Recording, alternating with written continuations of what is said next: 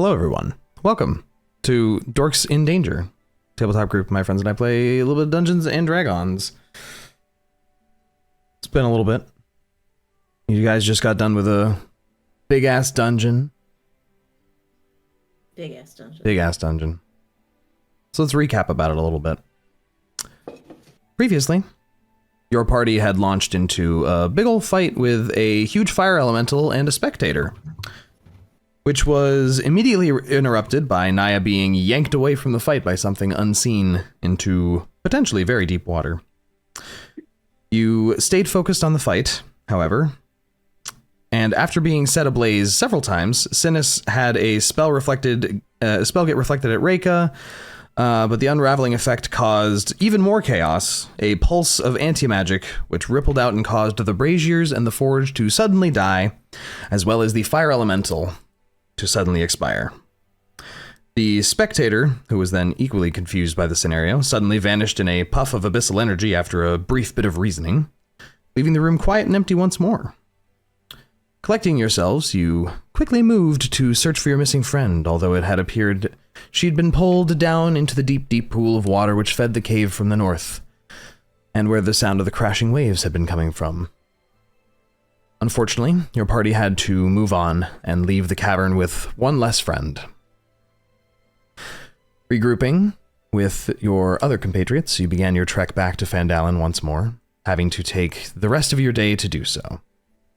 After marching for several hours through the snowy foothills with your prisoners and compatriots in tow, you managed to make it back with minimal issues, save for the difficulty of having to dig through many feet of snowbank. A guard past the newly finished palisade, which flanked the path into town, briefly stopped your party, instructing you to head to the townmaster's hall to see Sildar immediately. If you like, we can pick up from there, because I know last time we were rushing a little bit to get to the end. But we have all the time in the world now if we want to continue playing out this night, or if you would like to start in the next morning.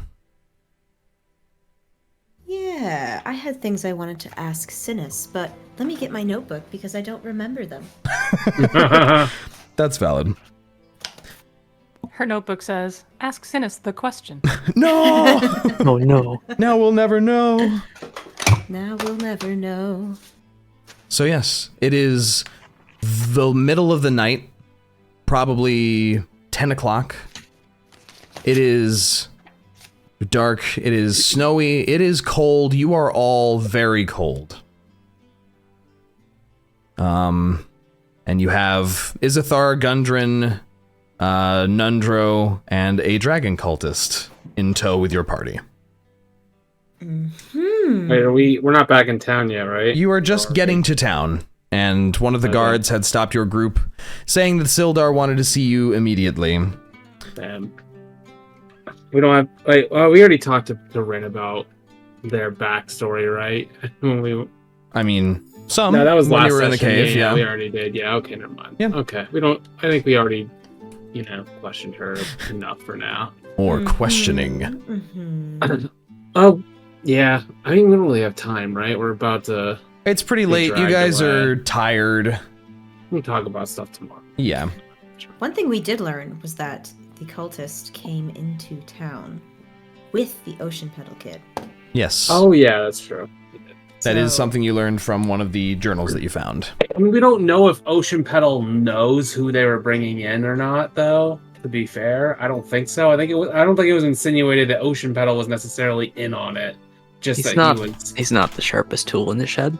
Yeah, exactly. But it could all be a farce, you know? It could all be... I mean, hey, you can handle it. You're the one that's dealing with that guy. That's not our problem. It is our problem if he's a cultist. I'm sure you can suss it out.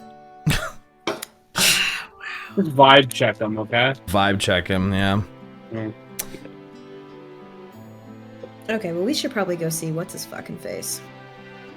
Mm-hmm. Town leader man? Mm-hmm. Yep, Sildar. Sildar! Yeah, that guy.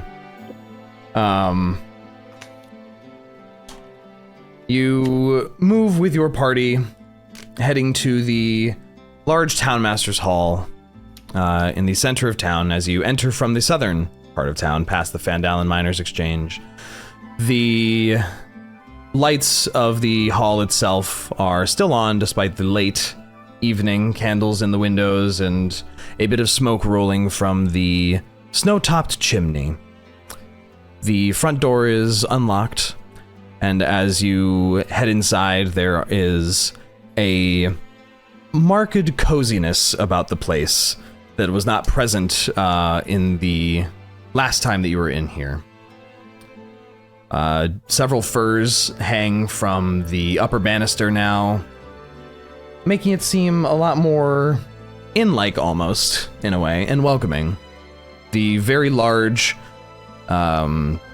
fireplace off to one side of the room has a healthy flame in it that warms the room, and Sildar, sitting at the large, nice wooden desk, not too far from the front door, looks up as you all enter and gets a bit bright-eyed with a bit of a grin. Oh, good. I was afraid to think you might not all be coming back. I see you've mostly returned.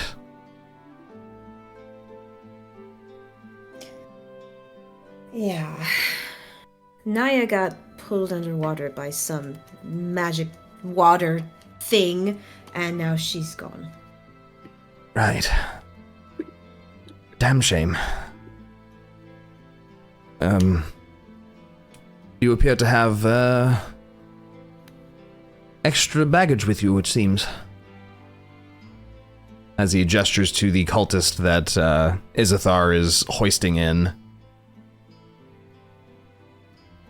And the drow as well. Do you have a place where we could lock these two up? Well, of course, the jail, just this way. He rises from his large chair, grabbing a set of keys from the desk, and he leads you around. Rinn leans in to Sildar, and she says, the drow here is the one known as the Black Spider. Right. He could be useful, and he didn't turn out to be as evil as we thought he was going to be, but it could be a ruse. So, I don't know, check in on it? Right. Sure thing. Come this way. And he leads you off to a side hallway in the first floor of the Townmaster's Hall. Moving to one of the two cells that the place has. Anyone who comes along with him, you see that there are still several of the Red Brand bandits that your group had captured in one of the cells. And he opens the other cell and allows Izithar to lead in the drow and the cultist before locking the door. Oh, we also ran into your friend, Glassstaff. Oh, and what of him? He's not with you. He's alive. He's working with the cult. He escaped through a portal. Oh dear. Oh, that's... oh dear. Things are worse than I thought then. That's concerning. He's not a weak mage per se, but... what are they offering him? He's always very money-driven, but joining a cult, religious zealotry, that's not him. Odd. How well do you know him? Professionally, we've shared plenty of meals together and traveled. I can't say I know him as well as some of my other friends, or as well as Gundren, per se, but just seems out of character. Or perhaps, as you suggest, perhaps his character had been a ruse all along,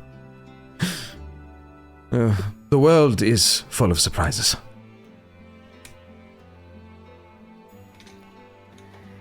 Come, you all look terribly cold. Would you like some tea or anything? I can fetch you some.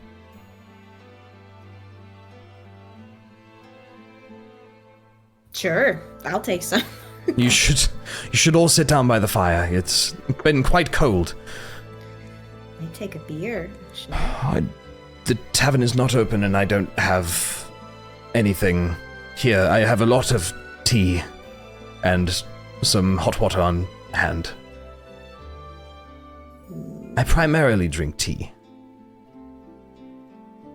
And he walks over to a large decanter off to the side of the room and begins brewing up just a bunch of tea, going into a large cabinet full of cups and mugs and different stuff to start making as many of your party would like of tea.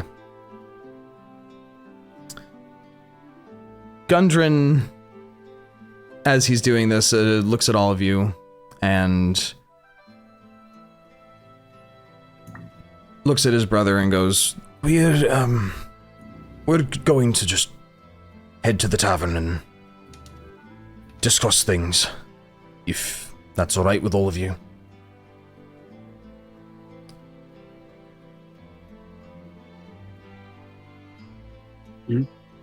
I guess. Just making sure. Was quite an intense little journey. We'll catch up in the morning. And he exits with his brother out into the blustery, snowy night, letting in some more fat flakes of snow that melt immediately upon the floor. That's right. It's like really snowy here now. Yeah, it's been much more snow blizzarding. than before. Yeah. She's gonna ask Sildar, have you seen the dragon lately? Again? Yes, that is something we should speak of. In the last 12, 13 days that your crew has been gone, several things have unfolded.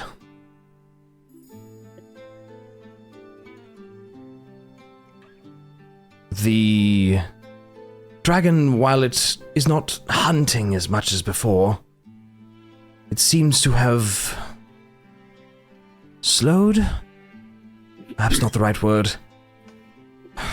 It's been attacking less regularly, but in an almost more intelligent fashion. It did sort of... Well, the simplest way to put it, I suppose, is it has blocked the main roads with quite the pillars of ice. Some of the Neverwintanian scouts have reported that it's done this at several junctures along the tribal trail. Shite. And it... Either completely cut off from Neverwinter? As we are here, completely cut off from anywhere that isn't here. And it has not stopped snowing. We, even before then, were not going to be able to make sure everything was passable on the roads. Now it is quite impossible. Even if we could get a message to Neverwinter, which we can, mind you, them sending any other assistance right now is out of the question. Is the Dragon Slayer still here? As far as we can assume, and Jadet, our local dragon hunting friend, has been working his ass off, doing some research, trying to figure it all out. Didn't we learn something else about the dragon while we were in the cave? I seem to have some vague memory that I wrote to ask Jadet about Cryovane. I guess we learned his name. We learned its name. Right. And you also acquired a white dragon mask. Right.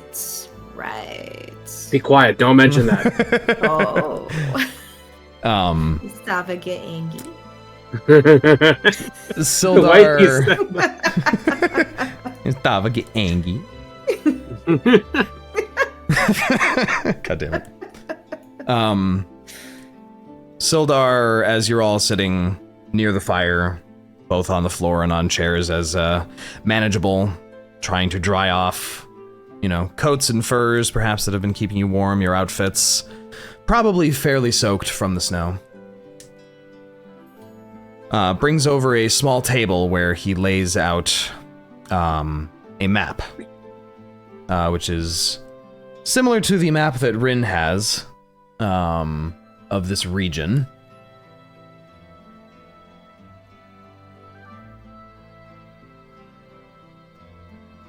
For ease of access, this basically lays out a map similar to this, but showing just a bit more of the Sword Coast. Mm-hmm. He says, so we've seen, or the scouts have reported that there are blizzards as far out as Leylon and the edge of the Tribor Trail, as well as swallowing Tribor itself to the east. All the way up further into the woods now as well. Past where you had all noted this Cragmore Castle to be. It seems as though there is a very tremendous intensifying of this snowstorm, and it's become problematic. I would recommend you speaking with the scribe who came in with the guard force, the one from, what was it, Candlekeep. He's said that he studies dragons, so he might be of use. There's been much here that has been outside of my view, per se. I've been trying to focus on running the town and keeping people reassured that this will pass. But, well, as you shall see, soon enough, I'm sure, people are a bit concerned. How much food and water do we have access to? How many more days or weeks do we have? Well,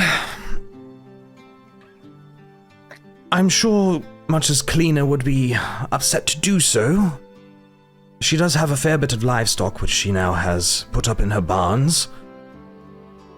But I don't see it lasting for too much more than 2, 3, 10 days. We perhaps have a month before we are starved, but I do fear that starvation won't be the thing that kills us if this is all some plan of this dragon. What would a dragon want with a tiny town like this? Well, think of it. If it's blanketing a massive area with this snow, piled 10, 15 feet high in some places, perhaps it's not so much wanting the town as it is seeking out exploitables, money, perhaps food. It might be trying to create, Jaded called it a hunting ground. I was going to say that Jaded sounds like the man to ask about this. Yes, I just wanted to make sure you are all right. I've been very concerned for you all, especially since the dragon and things like that have been swooping about. Well, not all of us are here, but if we're gonna get out of this, I suppose we have to take care of the dragon.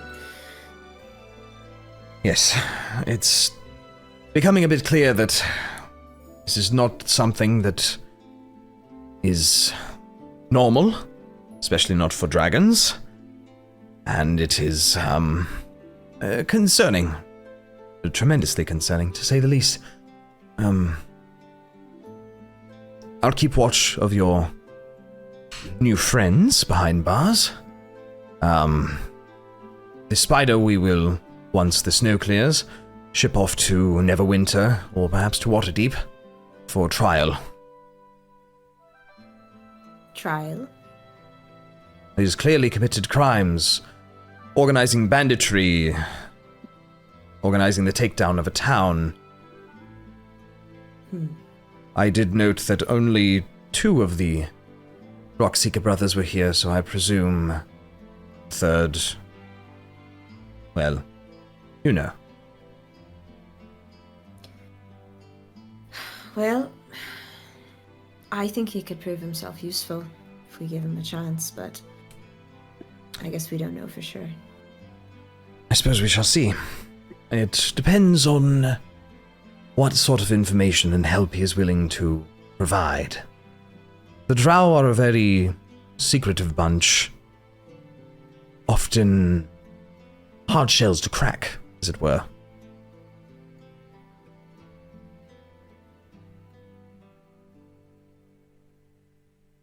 I suppose we can speak more in the morning. I'm sure you will have a bit of catching up to do after a journey of such length. So, enjoy your tea. Perhaps we will speak tomorrow.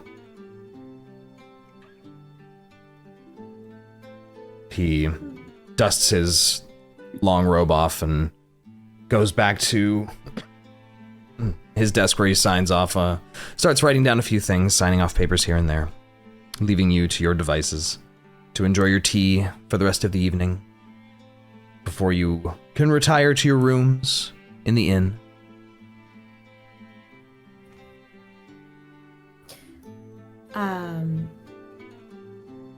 What's Synas doing?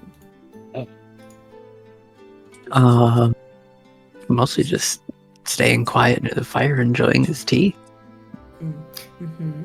Rinn's gonna go slide onto the seat next to him, and she's gonna ask him, so, now that the job's done, where are you planning on going? I mean, if it weren't for the dragon. I never really have a specific goal in mind. It would depend on the orientation of the stars, the readings that I do. Generally, it's been sending me west. So I would imagine perhaps finding my way to Neverwinter, or maybe further south to Baldur's Gate.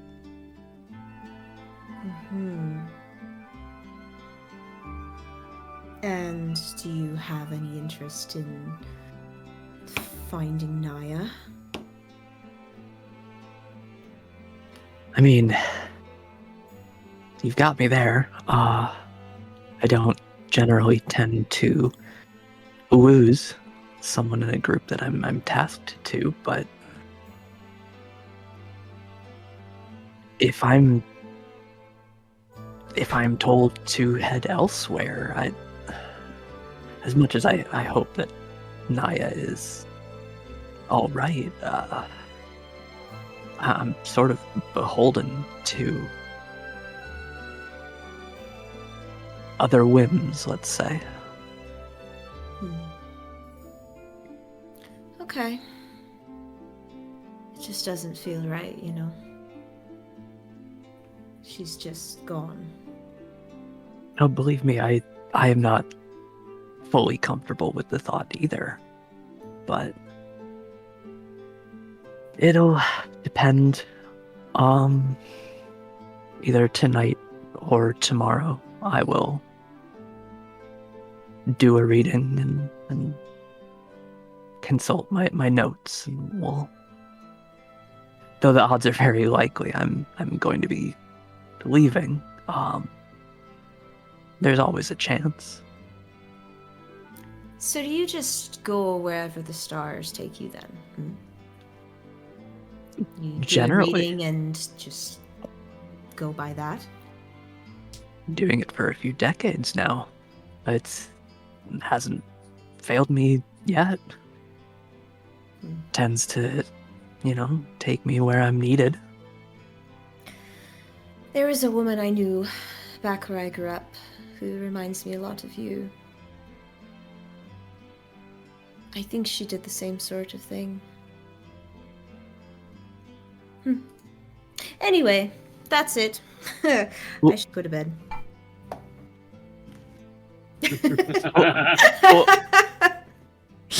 Both Synas and I are caught off guard by that. Huh? Rinn stands up and walks away.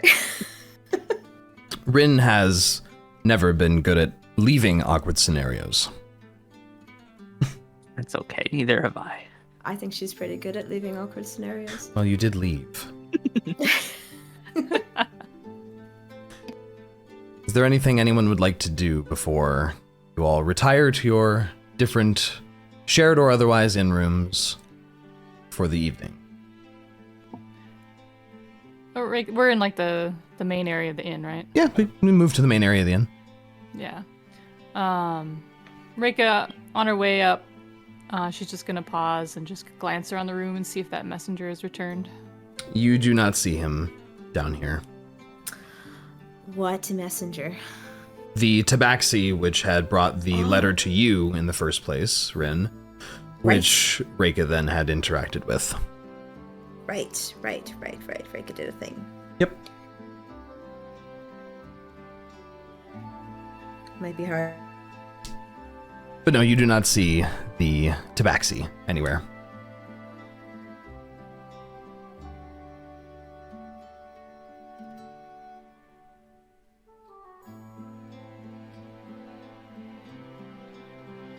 Anything anyone else would like to do? Otherwise, we can move to the next morning.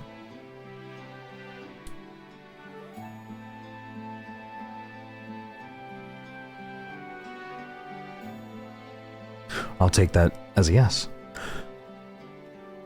The night is uneventful. You're all very, very tired after days marching in through snow, down into caverns. Was he disconnecting Oh, again? why does this happen? Oh. That's weird.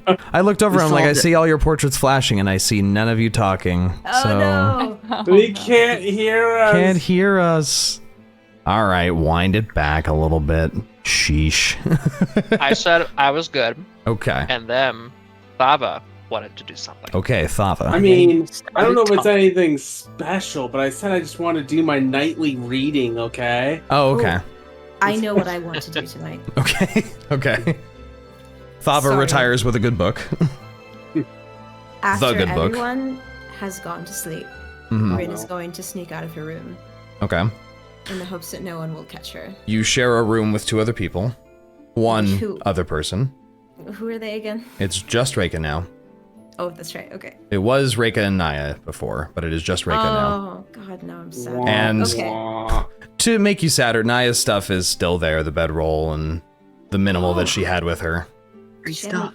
Does she have any good shit? No. God. It is a backpack of... Like, we looked through her shit. She had her gear with her. This would have been like other basic amenities. Right. Okay. Okay. Well. Sure, I'm what going would you like to do? Sneak out of the room. Okay. Make a stealth check against Reyka's passive. Okay. Wait, why is my dex stealth -2? What's That going on? Doesn't make My sense. Sheet, my initiative is -5. What's happening? Well, that's not right. Do you have a condition active underneath your health bar? Are you talking about the Roll20 character sheet? No, it's my regular ass character sheet. Do have a -5. Why your dexterity's a 1 for some reason? Why what? is my dexterity 1? Hold on, let's I'm let's look at that. Override score 1. yeah. Hold on. Should be 0. Potentially. No? There we go. Okay, Are you we're good back. now? Okay. yeah. I pulled up your character sheet, I'm like, 1? Yeah, I was very confused. Okay. Weird, Stealth, okay. Stealth. That's a 12.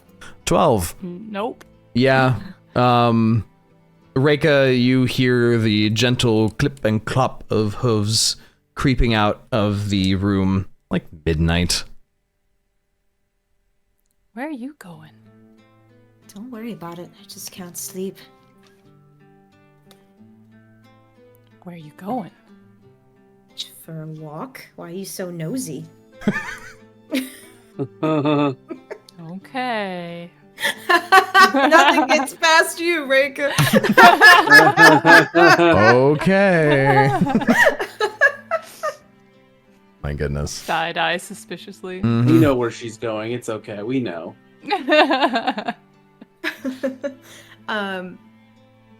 Okay, I'm gonna make my way down to the jail. Okay.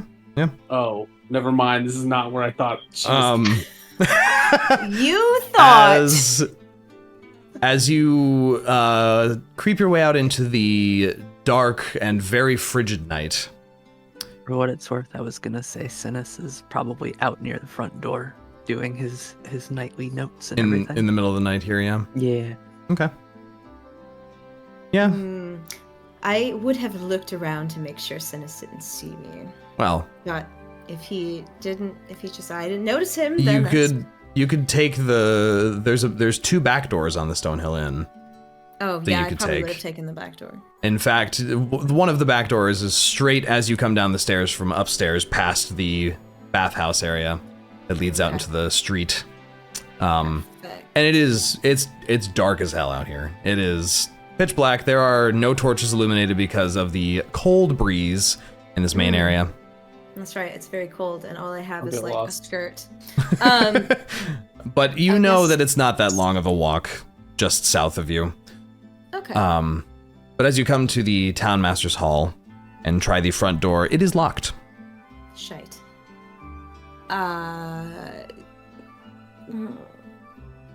Windows? Anything? Everything is very closed to keep the cold out as much as possible. Nothing, huh? You could try some of the windows along the first floor if you like. Can I reach them? Yeah. Is it... It's a little bit of a stretch. You end up having to go like all the way around the building. You try like 6 different windows, and on the 6th one it slides open just a little bit. And it's a bit of a climb, but you can hoist yourself up into the townmaster's hall. Right. And it seems motherfucker. very quiet, except for the rush of wind and the sometimes plop and thud of wet snow sliding off of the roof.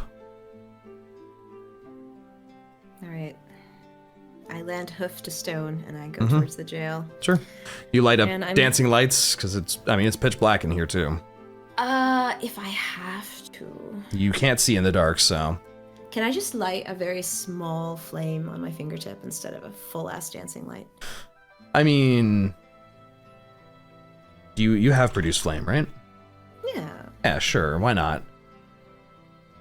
Why not? It gives you like 5 feet of light, so just like right around you. Yeah, just enough. Yeah, just sure. enough. And to be subtle. Mhm. Okay. I'll make my way down there. I'm looking for the cultist. Yep. You come to the second jail cell. The cultist and the drow are sitting on opposite sides of the cell. The human cultist seems curled up in the corner, where the drow is just sitting cross-legged with his back straight, leaned up against the wall, eyes closed. Are there any other cells, or is that the There's only one other cell. The other cell has 2 red brands in it. A very small jail space. Right. This is much more of what is meant to be like a temporary jailing area. I assume they're locked. Is there a key nearby? You saw Sildar had some keys on his desk that he was working at earlier. That's all the way upstairs, right? No, that's just on the main floor, just past the front door area. Can I swipey swipe? Sure. Make an investigation check, as when you come to this large oak desk, it is covered in papers, but no keys. Okay. DM, what is she doing? What do you I got mean? a 4. A 4. Not really finding anything. It takes you quite a while, and you think maybe you hear like a creak at the stairs, at the top of the stairs, a couple times, but Shit. nothing seems to happen. Like 5 minutes of you rifling through this desk. It was in the first drawer that you looked in, but you didn't see them initially because you're like trying to go through the drawers way too fast, and they like slid forward under something else and then slid back, and then you're like, oh shit, there they are. You eventually Okay. find the keys. you Apparently can go. some things are so easy. You can do it even on a 4. It just takes you 5 minutes. That might be a problem if you're under duress, per se. But you manage to get the cell keys and go to unlock the cell, and the moment the sound of keys is heard, you see in the dim light the drow's eyes open, and he glances at you. The cultist is already like standing and getting up to come to the door. I'm gonna look at the drow and I'm gonna say, you stay sitting right there. Do you hear me? I shan't move. She looks at the cultist and says, you're gonna come with me, but if you run, I will kill you. He grips, you see him grip the bars of the cell with a smirk. Promise I won't. Not looking to get killed. I don't trust that smirk. Charisma check. Insight check? Oh, insight check. That's what I meant. Yep. Go ahead. 11. 11? I mean, he definitely doesn't have a trustworthy face per se, but you're pretty confident you could probably take him in a 1v1 scenario when he's disarmed, but hard to say. Okay. Okay. I'm gonna. Okay. You Is there a unlock. stool? Is there a stool in this room anywhere? Like a little chair or something? There is a stool behind you for perhaps someone to sit on to watch the individuals in the cells. Right. It's like a little 3-legged stool kind of thing. How do I want to do this? I didn't think this far ahead. I think. Did I bring my backpack with me? I don't even have rope. Okay, motherfucker. We're just gonna threaten him. I'm gonna go for intimidation and make sure he doesn't get away from me. Okay. You're like, as you say the "I will kill you" and all that, you kind of light up with flame a little bit. Your hair kind of does the floaty thing that it does. Ooh, that's a fucking 24. Ooh, that's Nice. pretty solid. He does look over you, and that smirk that is his initial confidence fades just a smidge. Okay. Right, whatever the fuck you want. We're gonna take him somewhere like around the corner where the drow can't see. Bran It's like out in the main room. Yeah, main room. Mostly, I would hope stone floors. Wooden floors. Mm. Please don't tell me you're trying to burn something. The only stone flooring would be in front of the fireplace, to prevent, runaway embers from igniting the floor. Perfect. I'm gonna take that stool. I'm gonna plop it there. I'm gonna sit him right down Sure. in front of the fire. The gentle, mostly dead embers in the fireplace crackle and pop lightly here and there, emitting barely any heat. He sits down, crossing his arms, still wearing his cultist raiments, but looking up at you. What the fuck is this? What are you doing? So, you said you joined the cult because you didn't have anywhere else to go, right? Sure. And you believe that the dragon Tiamat will come back and, take over the world? Something like that? When she is released, those who aided in her release will serve the dragons of old and live in a prosperous new age. That is the promise of the rebirth of the world. That is what I believe in. Because the world has failed me.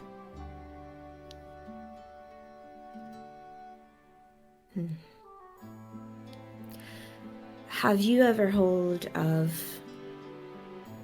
a place in the High Force called the Circle of Renewal?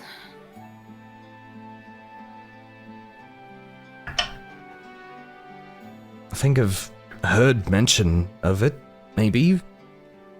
Why? It's where I'm from, and There's a place you can go where you can work towards better goals that align, but they're not quite as harsh as Tiamat's. And I'll let you go, and you can go there. But only if you can pass a test. What is this? You're fucking sparing my life, giving me a fucking moral outlie. Is that what we're doing here? Do you want it? You see, he seems to be at a loss for words for a few moments. I just don't want to die. That's all. And they are certainly going to be probably releasing me when I return. So, fuck, sure, why not?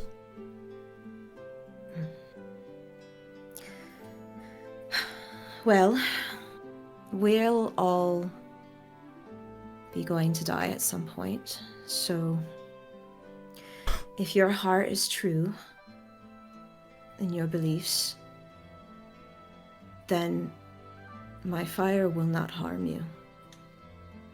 But if you have ill intent, you will die. So it's either this or the cell.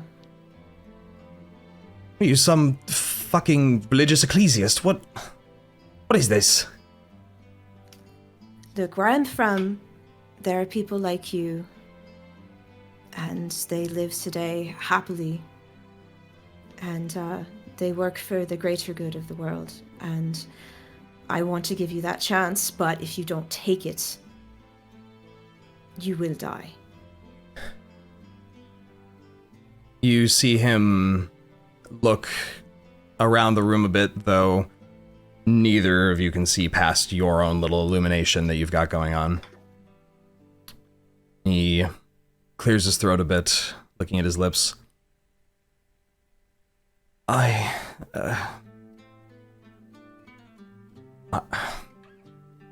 You believe in it, don't you? In your God? That she will bring about a better world? Wouldn't be here if I didn't. So, fine. Tell me where this place is, then. Do your little test, but I'm not sure what you're getting at with no one being harmed by fire. You did plenty in that cave. I'll only tell you if you pass. Fine. Fine. Rinn backs up, and she's going to look him in the eye, and she's going to say, remember, if you're true, you'll be fine. And she's going to face him, and she'll do this little ritualistic dance thing. And she says, let the flames judge you, and cast burning hands on him. Okay. Roll your damage for me. 16. Boy. Add another d6 because he rolled a natural 1 on the save for it. Alright. Oh my god. 1. Okay. 17 damage. This man before you stares at you quizzically as you give yourself a little bit of space. And as he sort of realizes what's about to happen, he moves to stand up, and the gout of flames erupts from your hands. And there is a ear-piercing scream of pain as you burn this man alive, the flames licking along the stone sections of the chimney behind him as his body collapses back into the embers and ash of the large fireplace behind him.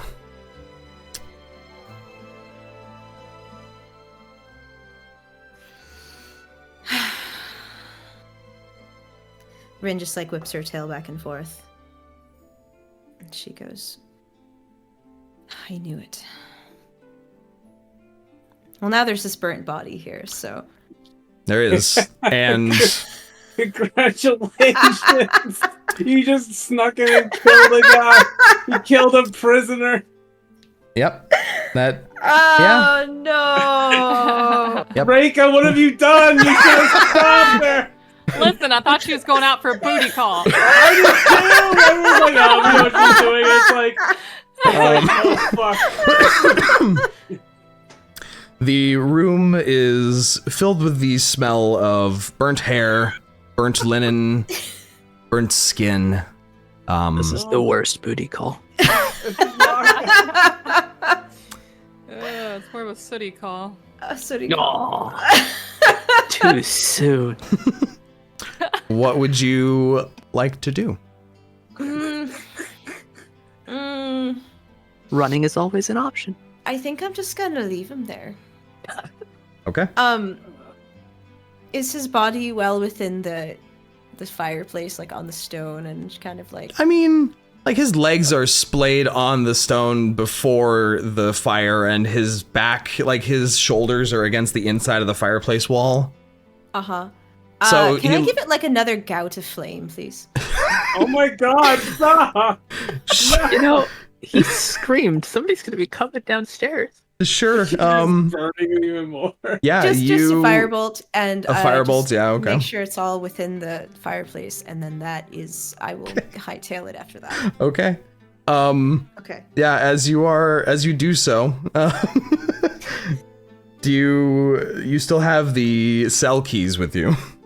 Oh. I'll put those back. Okay. As you are putting those back, you hear a loud like, "Hello? What's going on in there?" from the front door Shit. of the Town Master's Hall. The window that you had opened was more to the back side, on the opposite side of the hall. How convenient. As you return to the window and go climbing out of it. Yeah. You can hear several individuals yelling from the front of the building. But you close the window behind you and pick your way back to the Stonehill Inn, weaving between the nearby buildings.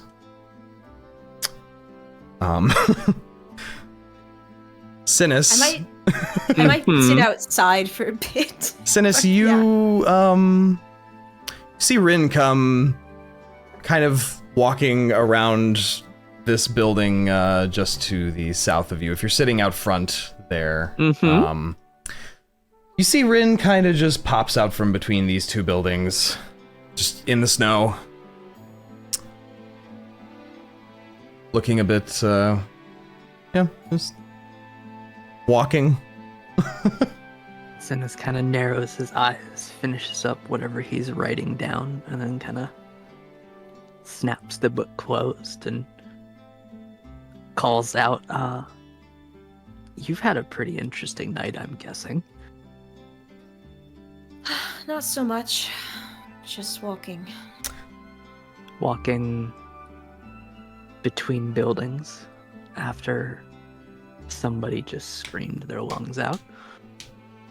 Wait, DM, could he actually hear that? Oh, everyone in the nearby buildings could hear it. Shit. The window Okay. facing the inn was open.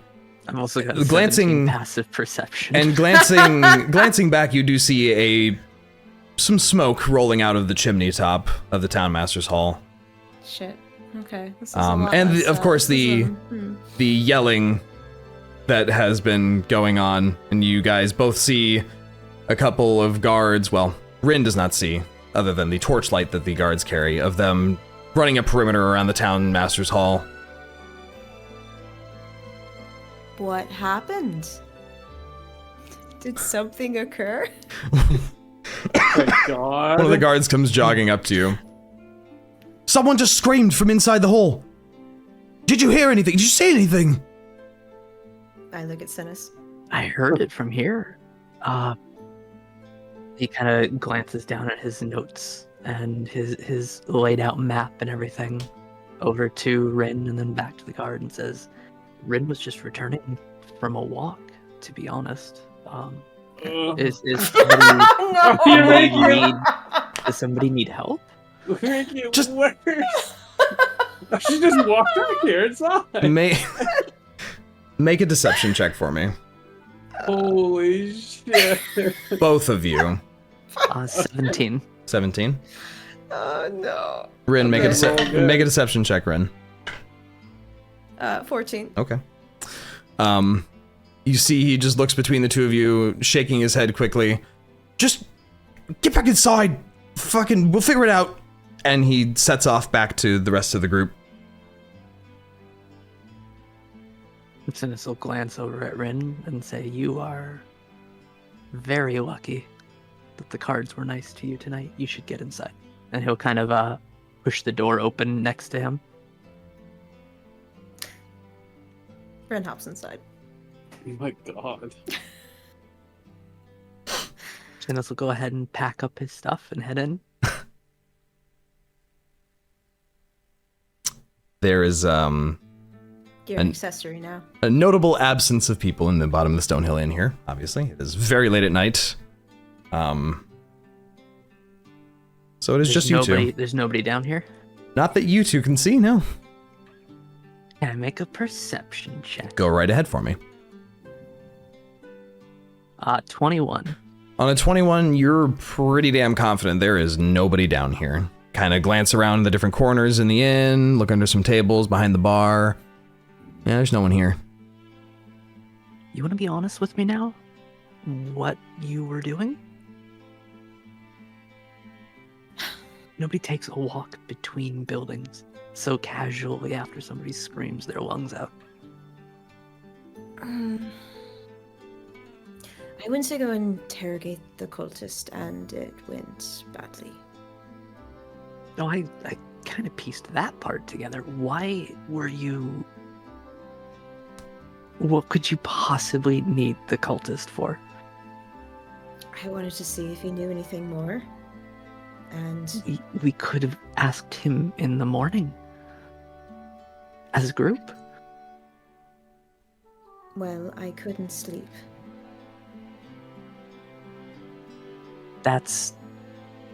That's your reasoning? You couldn't sleep. So you wanted to go interrogate a cultist on your own in the middle of the night. Well, a lot happened yesterday and I wanted some answers. Well, I I'm sure others would have as well. I'm gonna go ahead and take a guess and say, we're probably not gonna get many of those now, are we? No, that's not my fault, it's his. Is it? He was in a cell. Well, I had to question him, and he got aggressive, so... Can I make an insight check? Yeah, you sure can. I've seen this lady mow down a bunch of goblins. 12. 12. You're so lucky, it's almost a natural 20. Do I contest it, or like, how does this work? Yeah, make a contested. We know it's a deception check. That's 22. Okay. Oh, Yeah, God. she seems pretty genuine, and her body language tells you that she seems like she's telling the truth. Synas kind of rubs the bridge of his nose and sighs, muttering something about 3 of cups, before finally... Look, aggressive or not, you could have waited until morning. Yeah, honestly, it probably would have been smarter. I mean, we're on the same page on that. But why don't you go try and get a little bit more sleep? And we'll figure out.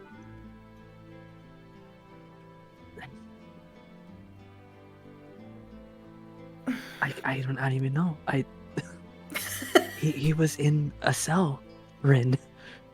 What Well, I took him out to make him a little more comfortable. Maybe he'd talk.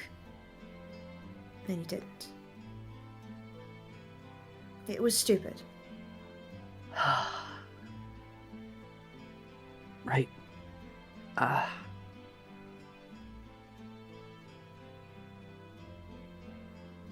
I'll let it fly this time. You're, again, very lucky the cards were on your side tonight. Do not, for the love of whatever god you pray to, maybe don't do something like this on your own again. You have a group for a reason. Rinn wonders if that comment about the cards was a threat in her head. You could ask. No. You could certainly ask. She wants to stay in your good graces.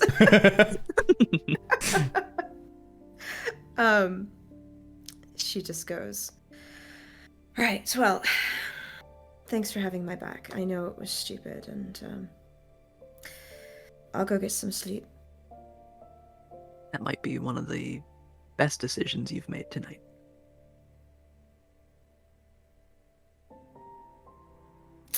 All right.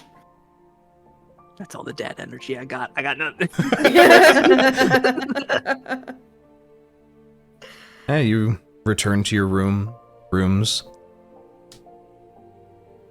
There's perhaps a brief bustle from the guards. You both pass Sildar running down the stairs of the inn to head to the townmaster's hall, having heard the yelling. But he does not pay either of you too much mind. And Hey, what's I'm up? sorry, Rob. I was gonna make a comment. Never mind. It doesn't help. Not gonna... I want to know it now, though. Okay. I was gonna say. So you snuck in there. You took that guy out. He screamed. He's gone. Who?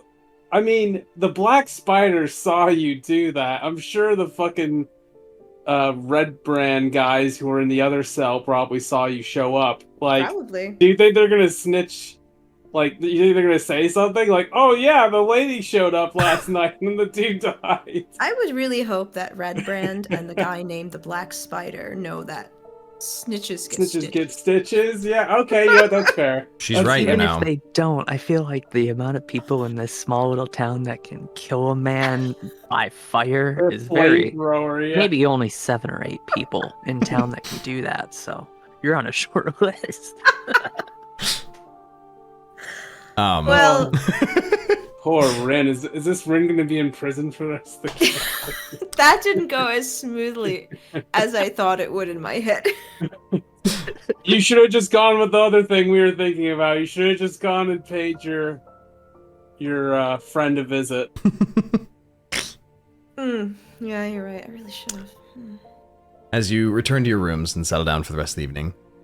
Unless there's anything else anyone else would like to get up to in the middle of the night antic, we can move to the next morning. I was half expecting Rinn to go, I want to sneak out again. I want to get rid of the rest of the evidence. I really did. Okay. You sleep through the rest of the night fairly peacefully. Get the benefit of a long rest. You can have your spell back. There is not a very bright sun in the morning, as the continuous overcast clouds cast everything in a very grayish light, and the muffling sound of people waking and walking out into a new foot's worth of snow that had dropped overnight begins as the very early risers start clearing out the streets to make them passable, and the guards begin helping with clearing things out, clearing doorways away, clearing off rooftops that have been piling up too much. As your party awakes one time or another, however you would like. The day is yours. What would you like to do?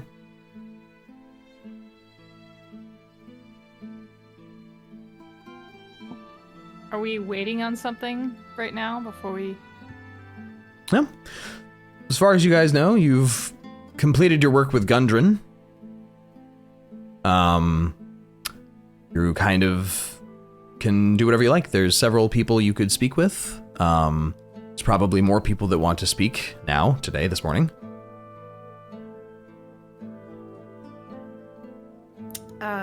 Is Janet still in town? If you come... Janet's a great... If you come down from your rooms, you do find Jadet sitting with Izithar at one of the tables next to the hearth in the Stonehill Inn, having breakfast.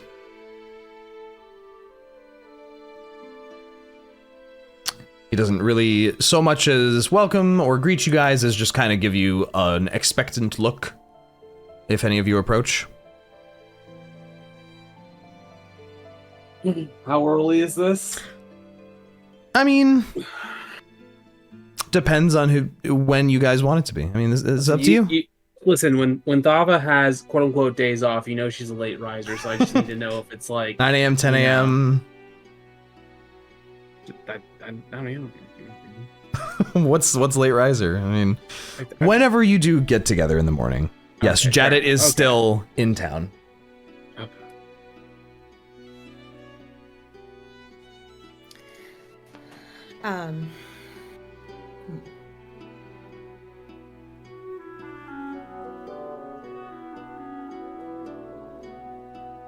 I think Bud wouldn't be doing too much. I think he'd probably get up and have breakfast and then go outside the inn to play fetch with Bolt Sure. in the snow or something.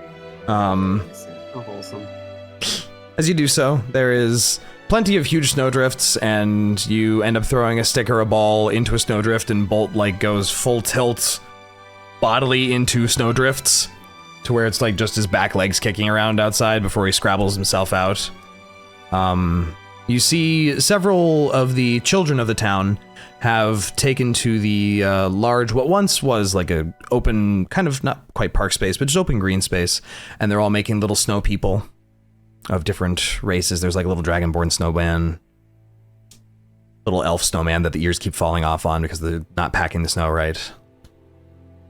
Oh, Bud is gonna see that and ask if he can join in and make his own.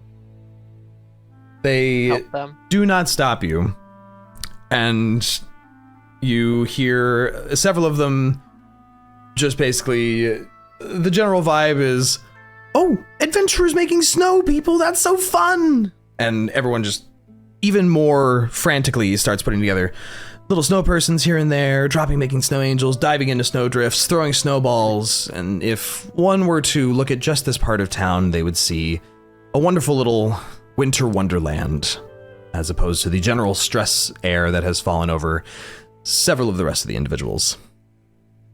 It's a really adorable scene.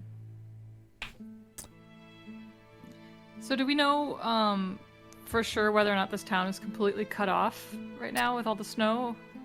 Or is that still kind of unknown? Sildar had said this town is basically completely cut off. Okay. The dragon had basically done some attacks to increase the amount of blockage in the trail. And looking out of a couple of the windows and even out the front of the inn, if out the windows that face northward out of the inn on the second floor, you do see in the distance where the Tribor Trail would be to the north, not only are there rolling hills of snow as far as you guys can see now, where you kind of think the trail does the T-bar to head either east or west along the way you would come in, there are jagged pillars of ice which protrude out of snow, and seem to have this luminescent ripple of blues and purples that flow through them. That's So- abnormal. Attempting to clear the path today is probably pretty futile. Seems pretty not likely. Well, that's not to say that anyone can't leave. You can still trudge your way through the hills and everything, but as far as Okay.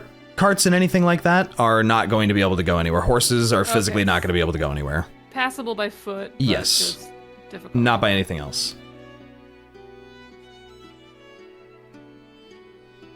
Okay, I think just start in the morning. Reyka would probably then, seeing that it's not worth it to clear the trails, just help a few of the neighbors clear off their doorways and pathways and stuff. Individuals that are outside working in the cold, thank you for your help. There is murmurs as you're helping these individuals. One individual who seems a bit, not necessarily older, but maybe middle-aged human, using a long piece of cloth on a rod to clear off chunks of the snow from his roof. I should never have come here. If I could, take my family and we'd be gone, but that damn dragon's ruining everything.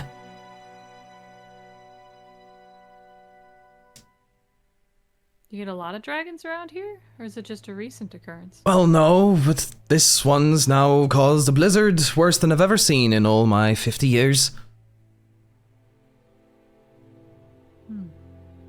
People are getting upset. Some people are scared. Don't know what to tell you, but I'm like to get myself and my family out of here. Do you know if anybody's doing anything about this dragon?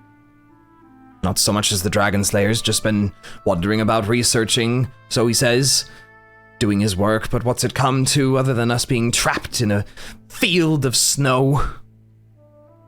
It's just the one guy that you're relying on, huh? Well, who else would fight a dragon? You?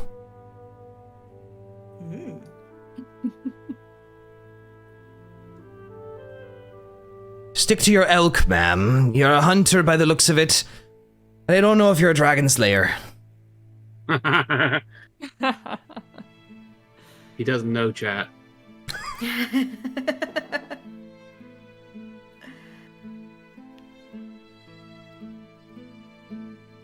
Anything else anyone is doing in the morning?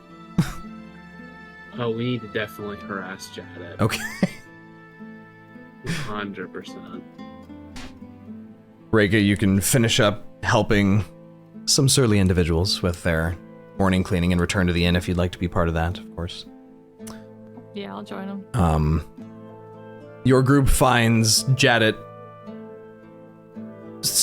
He's idly talking with Izithar and going over a few maps that he has spread out on the table before him. He looks up at your group as you approach. Wow. Surprised you guys came back. Good to see you, I guess. Not dead. So what's your plan for the White Dragon? Well, a couple of things. This blizzard is making things a bit more challenging, but with the help of a couple of scouts from the guard force, a few days ago they brought back some information that tells me that there is potentially an old Dragon Slayer's forge somewhere in the base of the mountains. I have half a mind to pay it a visit. You think there will still be weapons there that you could use? I think there will still be tools there that I can use. And if there's still magic there, well, one thing that often slayers will do is they'll go to sites of power and imbue their weapons and equipment before taking on challenges of such a variety. You wouldn't happen to have room for one more, would you? I have room for as many as y'all want to come, but that depends on if you're looking to just immediately set out after quite a long trek. I hear you're looking to get out of town. I might be interested. Right. We're looking to go hunt a dragon, first of all. That's the main thing. Not just get out of town. Not leaving these people to die. Being frozen to death by some beast in the mountains. We did learn the name of the dragon. By the way. You see, as he goes to look back down at the maps, his eyes snap back up to you. Did you? Is that important? Very helpful, actually. If I know its name, then we can learn a lot more about it. Yeah. The name of the dragon is Cryovane. Cryovane. Right. Okay. Good. I can use that. I don't know if we established this before, but the dragon cult is trying to get in contact with this dragon. Are they? It's our little friend we brought back with us the other day. He apparently was with a bunch of cultists and they were trying to recruit the dragon. I've never heard of cultists recruiting dragons, leading to anything good. That would explain why, we saw a couple in town the other day. Wait, you saw a couple in town the other day? They were stalking around the inn. I don't know what they were looking for, but they had those long gray winged cloaks. Kind of look like dragon wings. It was middle of the night. Wait. I just happened to be having a smoke. Like, before we arrived? About 4 days ago, yeah.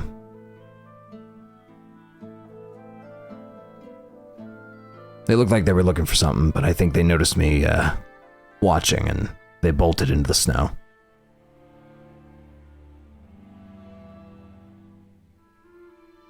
I don't deal with cultists. I don't generally deal with people very well. I'm not a people person.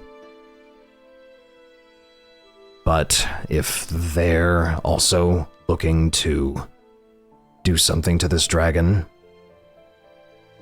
well, that means we know a time limit, potentially.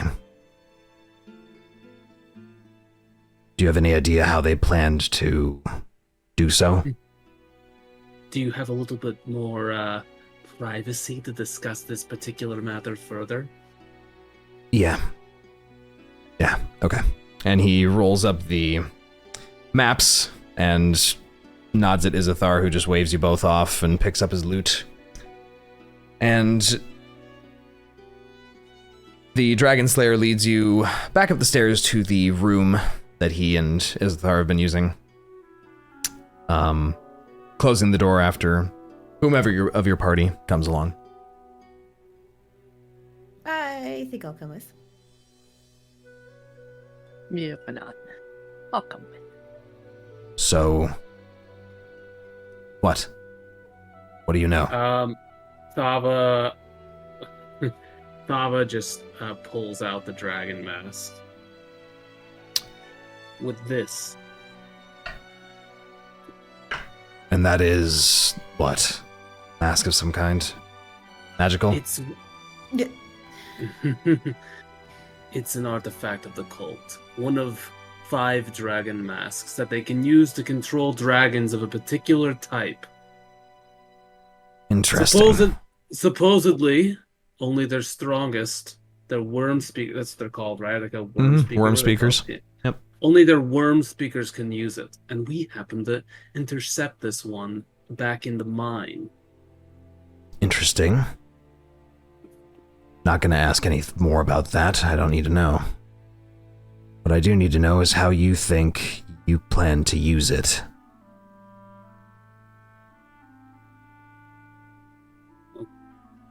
Actually, did Synas ever identify it, like we were discussing at the end of last session? I don't believe so, no. The mask? Yeah. Or... Yeah. No, I don't think so. The only things you identified were the Ring of Fire Elemental Control and the... Didn't actually know the mask could be identified. I kind of forgot about that detail. I don't remember the other item you identified. But you did not identify the mask, no. Don't we also have like a part of a green dragon mask or Yeah. something? You do, yeah. Yeah. Do we? I think you have that actually, Rinn. Yeah. I think Didn't we, do. I thought it was Part just of one, not a whole one. a regular cultist mask. Nope. It wasn't special. The Thava No, had we said were- it looked like half of what would be the green dragon's mask. Yeah, it seemed Ooh. legit. It seemed legit. I see. But- You had not identified that either. Does that I guess Rinn would ask Thava, is there like only one of each of these in the world, or is there more than one? Dre, do I know? Make a history check. Rinn can make a history check as well. While Bob was doing that, Bud pulls the half mask out of his inventory or whatever, and he's like, I got this one too. I got a 4. Okay. I got a 1. Wow. Okay. We're the best. Neither of you are very sure, but artifacts don't generally have copies sitting around. Okay. So probably just the one.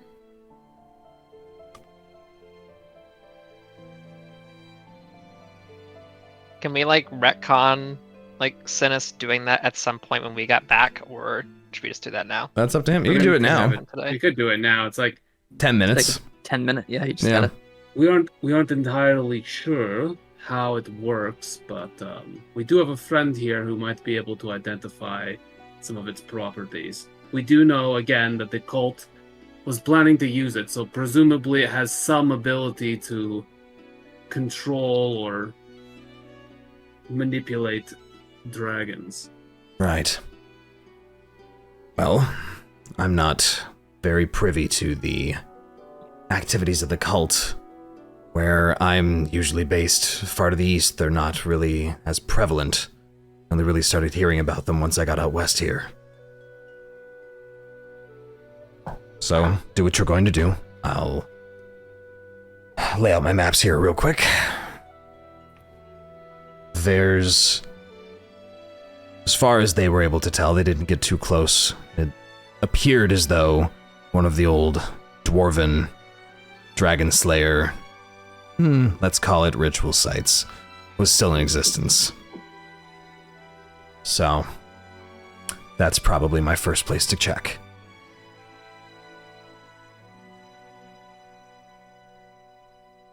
Synas, do you go about identifying the white dragon yeah. mask? Yeah. Yeah. 10 minutes You can of... have this one too. As you go through identifying that, I'm going to copy paste a big old chunk of words. Or dump time. Let's see, where would this go? This would probably be party notes, why not? You learn this chunk of information.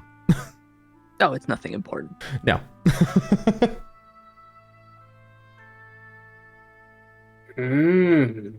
You learn that it has the properties of damage absorption, which is related to the color that it is, a draconic majesty property, Oh shit. dragon's breath, dragon sight, dragon's tongue, and a legendary resistance when you're attuned to this. Whoa. As well, while your current hit points are equal to or less than half your hit point maximum, you deal an extra 1d8 cold damage with your melee attacks. That is what Synas learns after 10 minutes of staring at it very intently. What about the other one? Wow. If you identify the other object, your magic does not take to it, as it is a mundane object with no magic. Oh, Hmm. so maybe it's not legit, or It either needs to be whole or it's Yeah. just a It needs to be complete or it's a fake. yeah. I assume complete.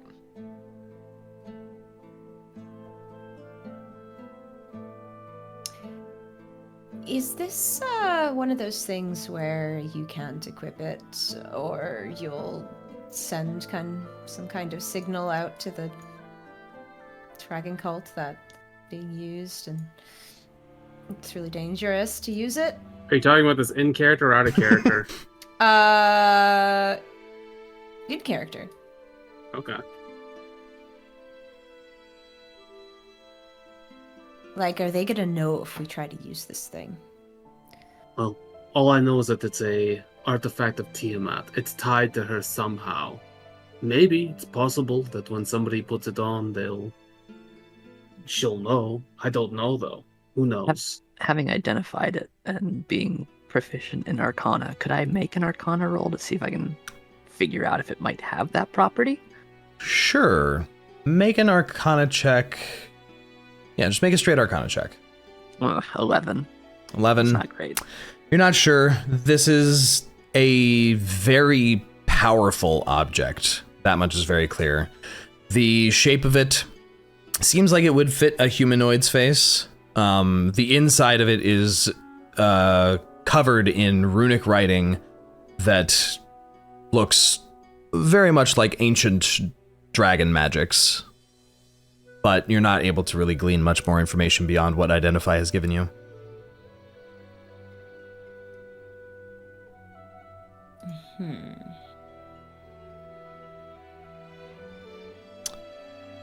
I definitely think we should use it, though, when the time comes. It seems like a valuable tool that would even the playing field.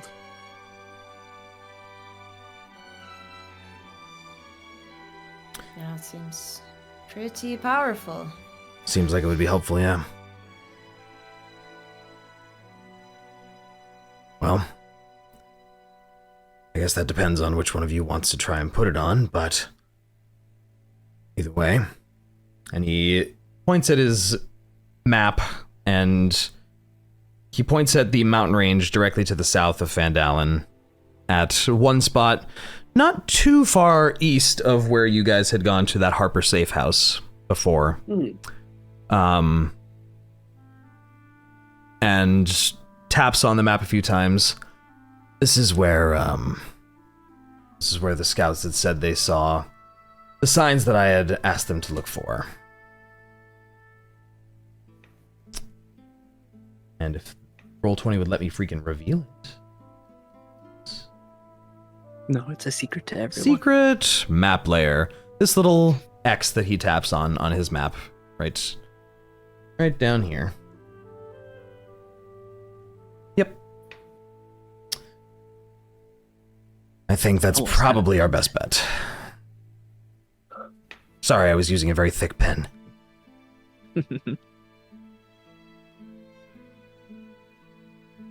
But we might be able to find tools, information, maybe some magic to back us up. We do still need to locate the exact spot in the mountains. I don't feel like marching up the side of a mountain in a blizzard is the best idea. But with its name, there is someone that I can talk to that could potentially get us some more information. Isn't there a wizard visiting town that knows a bit more about dragons? He is the scribe I've been working with on all this, yes. He has...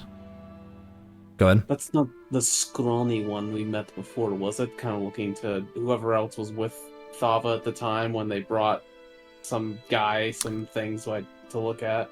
It is the nervous, scrawny kid. Oh, it is? That came in with the guard force, yes. The little nervous, jittery guy. Oh, I didn't know he's an expert on dragons. Could afford me. He says he's studying under one of the dragonologists at Candlekeep. His concern that he brought up to me, that I'll echo to you, is that this snow does not seem normal. In fact, according to him, all of the snow surrounding us has extremely faint traces of magical energy. His theory is that it's setting something up, like how you would set a trap. Except in this case, it's, well, hundreds of miles wide. How do you even fight against that? Cut off the head of the snake. Deal with its source. As far as I know, when you kill a dragon, its lair effects, its effect on the local topology and weather very, very quickly go away, if not instantly. So, if we can bring down this dragon, we're gonna save a hell of a lot more than just one town. Weren't those orcs trying to cast a magic spell to control the weather? Seems like something they'd be able to do.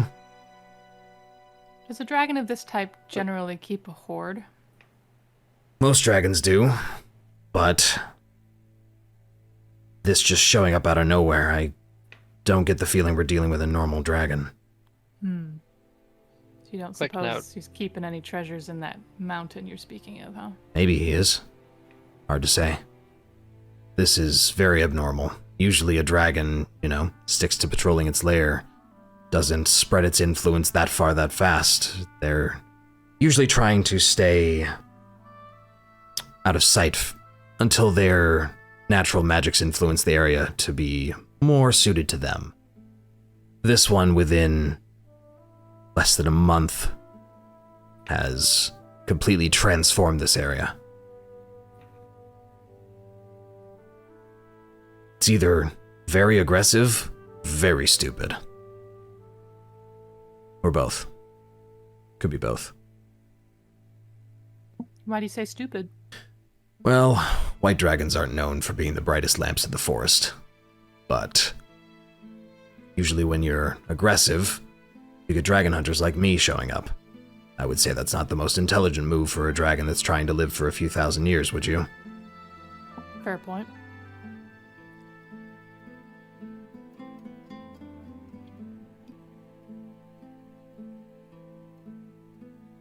Just a point of quick clarification, was Thapa talking about the orcs that were at Butterskull Ranch? And Yes. They were trying to... Yeah. Okay. Do we know that they were actually trying to do like some kind of weather spell? They seemed I to don't be remember that. causing a massive thundercloud to form over the farm area. And you noticed while you were there, several other areas around the forest were experiencing a similar thing. However, nothing seemed to come of that after the massive blizzard rolled through. Also, one of them zapped lightning. Yeah, one also did shoot all of you with lightning. There was that. We knew they were communing with the dragon. They had a stone or something, some figurine that... Yep. Would show you the location. Yeah. That's right. Yeah. By the way, is that figurine still intact or no? I believe you guys had handed that off to the scribe. Oh, poor guy. With explicit Did we instructions hand it off to not him? to touch it. Right. Did we hand it off to him or just have him like inspect it? No, you handed it off to him and said, hey, take a look at this. This is interesting. Much like the crystals that Synas got back, but no one has asked back for the little totem, so.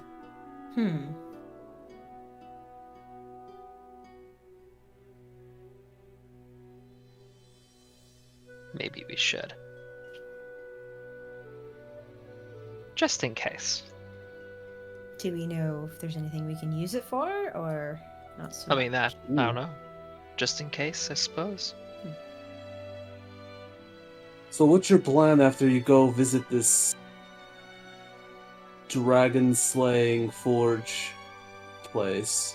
Well, now that I have a name, I'm going to be reaching out to someone back home and getting some more information.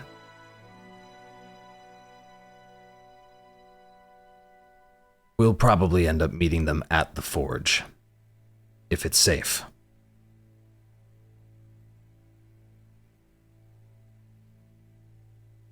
They have a way of showing up when I'm in need of assistance. So,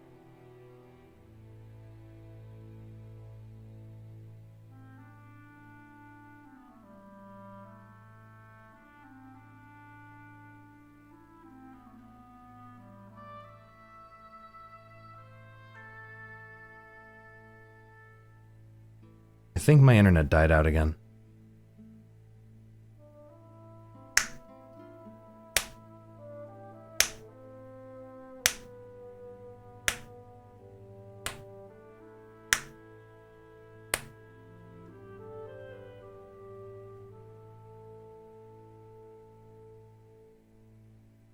my. We can loot all the stuff. No, you cannot. Level 13! No, stop Yo, this. we go the XP. Stop it. Stop it, stop it, stop it. I The realize... cheat wasn't enabled. Hey, We had hey. a moment. Hey, Dre, we already killed the dragon. Can Oh, we give her cool. XP and items now? No, since this is milestone based, you skip the milestone and don't get any of the levels. But we get the items still, right? Yeah, but there were none. But do we still get the treasure? What treasure? This is the worst video game. Anyway, get the music back up. Sorry about that. I don't know what's going on with my internet. Yeah, why is... I don't know why I'm having problems and Drain isn't. So Anyway. Drain's fine. Yeah, and then randomly, I've been staring over at the other view because I'm like, if I hear you guys not talking and I see your characters flashing, I know something's wrong. Anyway, I heard Rinn say, so, and then nothing. The forge that we were, might have destroyed? Maybe didn't destroy? In the Wave Echo Cave. Is that not, where we were looking to reforge the Dragon Slayer sword that Thava found? You can't reforge them in anything that isn't specifically for Dragon Slayers. There's a whole ritual associated with it. But we're going somewhere that... Might have a forge. specializes in it. Hmm. And if they do, we can fix that broken sword you found. And if it's still got a working... Well, for lack of a better term, I'll call them magicite because that's what the master calls them. If there's still working magic crystals there, then we can power everyone up before we go on any hunts. While that will be temporary, it'll probably keep us from dying.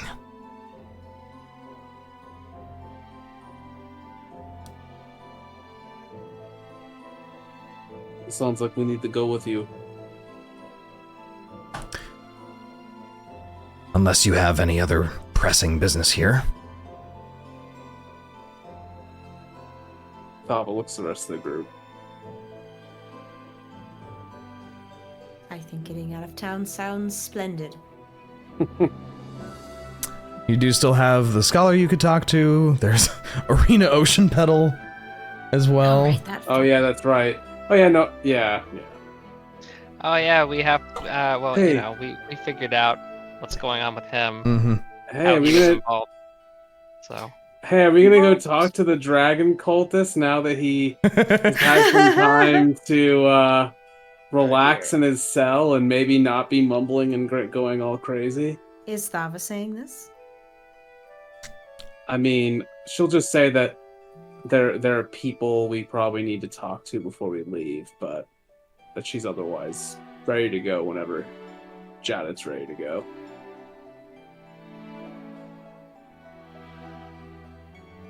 Okay. Well... Thava? Can I pull Thava aside real quick? What is it? I need to tell you something. Something happened last night. It was not my fault, but I went to go talk to the cultist and interrogate him, and it went badly, and he's dead. Hey, okay, when you pull her aside, what do you mean by pull her aside? You still Like in out of the with room? Janet and like everyone else? or- Out of earshot is the idea. So out of the room, like up the hallway a little bit, like Sure. yeah. Okay, Thava looks like very confused for a moment. It's like, what happened to the cultist? Well, I was trying to get some answers out of him, and aggressive, and I had to defend myself. And he's dead. You killed the cultist? Not on purpose. But yeah. does she have to roll a deception check for that? Only if Thava's gonna do an insight check. I'm like, Why did you take him out of his cage to talk to him? Well, What were you? I thought if he was more comfortable, he might say more. And what were you trying to ask him? More about what could have taken Niah, if he knew anything about this Cryovane character. And it's just about, cultists in general and trying to get inside their head. If you couldn't wait until the morning to do this? I couldn't sleep. So I just, yeah. It was a pretty stupid idea. I mean, Synas already chewed me out for it, so. Anyway, I just thought I should let you know. Before. Yeah. There's nothing we can do about it now, other than the fact that... Next time, make sure to ask somebody to come with you, maybe? If you can't hold on to a prisoner by yourself? Yeah. Will do. Also, I'm assuming the rest of the town doesn't know about this? They probably know about it, yeah. I should probably go talk to Sildar about it. But... I don't know. Maybe I don't have to? She looks at Thava and smiles a little bit, hoping that she doesn't have to. Well, you tell me. Do you think he's going to assume it's you? Because if he does think it's you, technically killing a prisoner is murder. It was, self-defense. Oh, self-defense. That's right. Uh-huh. Mm-hmm. Actually, yeah, I'm gonna roll for that. Does the whole self-defense angle really hold up? Okay. Because again, we've seen her like. Yeah. Torch an entire group of goblins and have Yeah. fun with it, yeah. So it's insight versus deception, right? Uh-huh. Okay. Is anyone in the party insightful enough to get past Rinn's lying system? Well, she has a good chance of it. I rolled 11. Well, 23. yeah. Okay. Well, okay, got it. So, okay, Thava just assumes that she was really that threatened by the guy. Okay.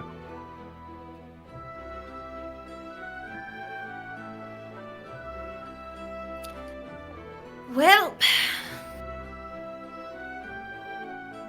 Maybe I should go talk to Sildar. It wouldn't be a bad idea.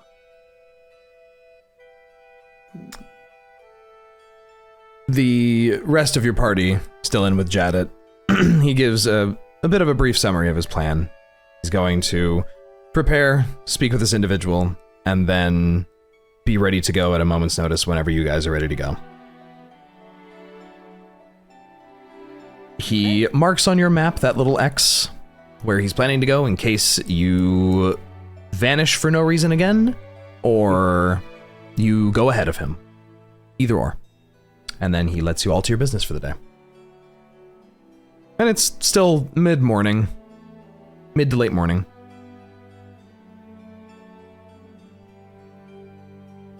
Do you go to the Town Master Hall next? Could. It's up to you. Could also go see Ocean Petal. Yeah. Whatever you'd like to do. What was it? The dragon... What was The he Dragon called? Scholar guy. The Scholar, that's right. I'm not. I mean, I know Thava would be interested in going to all of them. I'll say that much. Certainly Like- easily achievable. Yeah, I don't. Unless people really want to divide and conquer, but I mean, Should I go swing by the guy real quick who has the totem dragon thing? yeah, that's the same guy. That's a dragon. To remind you, his name Scholar. is Rhos Magistar. Rhos. Okay. That's too difficult to remember. I'll just remember him as the nerdy Yeah, okay. wizard guy. I'm just giving you information. Excuse No, I me. That was like, DM. I like to not remember. I roll to forget his name, in fact. Yeah, the way I remember characters is that guy who did this or that guy that looks like this. Okay. Oh, man. Okay. Yeah. What do you guys want to do? Divide and conquer? All together? I'm gonna go find Synas real quick and get his sage wisdom. That's funny Right because here. I was He's gonna right. say whatever we do, I'm sticking near Rinn. Make sure she doesn't do anything else crazy, like flamethrowing another person. Mm-hmm. That would be unfortunate. So I go up to Synas and I ask, do you think I should go talk to Sildar? I think that let would it be a lie? very good idea. Okay, Mhm. okay. Will you come with me? I wouldn't have it any other way. Rinn wants mom and dad to come with her. So Parent teacher conference. Rinn, Thava, Synas making their way out of the inn. Bud and Reyka in tow somewhere else. Oh, is Reyka coming with me? That's up to you guys what you want to do. Those three are going off to the Town Master's Hall. If you just want to, wait around until they come back, you're welcome to do that as well. No, I'll go to the. I'll go see the Ruinous Magistrar, real quick. Okay. And if Reyka wants to come along, she can. Yeah, I'll follow you along. Cool. You guys Okay. part ways. We'll deal with the Town Master Hall first, as technically it would be faster to get there, as it's only like one building over. You three enter the building, the large door creaking open. Inside, Sildar is speaking with 3 guards, one of which is the guard captain that had introduced himself to you when the guards had originally come in. The elf turning his head slowly to look at all of you, looking back to Sildar and nodding before walking out striding past your group with his men. Sildar regards you all and rests his elbows on the table, folding his fingers together. Quite an interesting night, I'd say. Did you all hear that scream? Mighty ghastly. Yeah. I came into my office this morning finding a bit of a surprise waiting in my chimney. So, I don't know how to put this, but I'm sorry. I had made an assumption that it might have been your work, especially since my keys were in the wrong drawer. Oh, shit. Sorry about that too. Yeah, so I went to go interrogate him last night. Did not go well. And I just thought I would let you know. Young lady, are you aware of the general rules and morals that are applied to those who are prisoners? I assume you are far too young to have participated in a war, so I will allow you to know that generally it's a very fucking bad idea. Okay. Even in self-defense.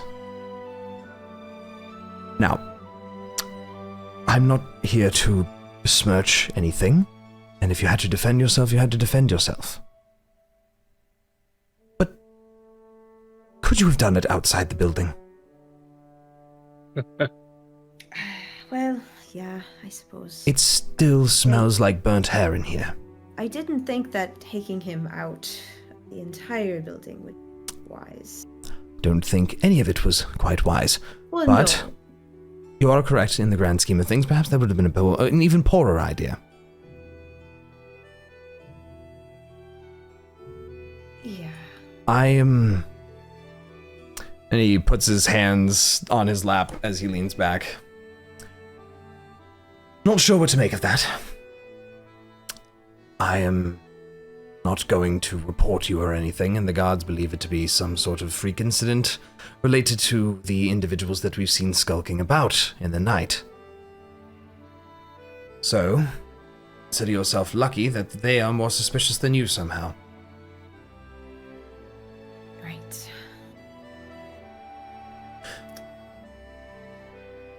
Well, I won't do that again. Is there anything else you would like to do? Prisoners you'd like to ask questions to and not set on fire? I think we got kind of all we needed out of the Black Spider. Right.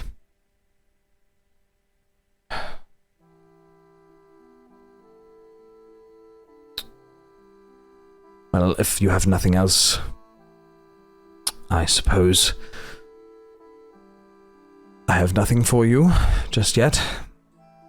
I will question the spider later today, and I suppose I await all of you potentially succeeding with this whole dragon business before I can send him off. So, keep up the whole hero shtick, I suppose. Will do. Rinn just kind of awkwardly turns and walks away. And you see Sildar just eyes at Thava and Synas a little bit, shaking his head in that very disapproving way that a middle-aged man with a beard and a permanently furrowed brow can do. Yeah. I felt the exact same way. Oh, damn. We'll keep her out of trouble. I bloody hope so.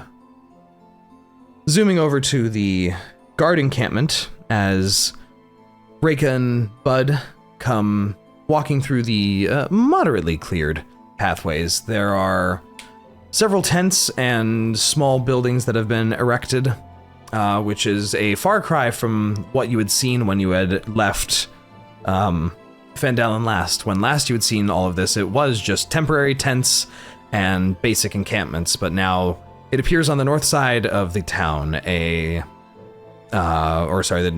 northwestish of the town, it appears a fairly reasonable little field barracks has been set up. The researcher's tent is still where it was before. Asking a couple questions, you get guided straight to him. And pulling the tent flaps open, you see the hunched over, dusty brown-haired individual poring over a few books. And he looks up with a, oh, hey guys, hey, whoa, hey, you're back, whoa, hey, how's it going? What can I do for you? Hey, Mr. Ruinous Magistrar. Nice to see you too. You remembered my name. Yeah. He tears up a little bit. Sorry, even in Candlekeep they call me Book Kid. Oh, what can I do for you?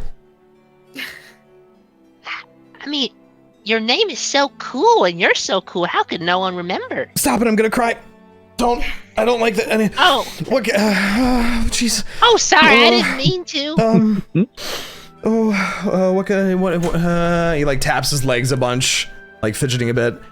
What can I do for you guys? Oh, well, we forgot that we left that little dragon totem with you last time that, you're not supposed to touch or you'll get into this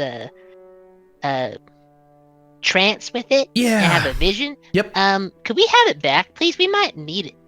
Sure. Kind of interesting thing, I gotta say. I did figure out a little more about it in the 10 days since I've had my hands on it.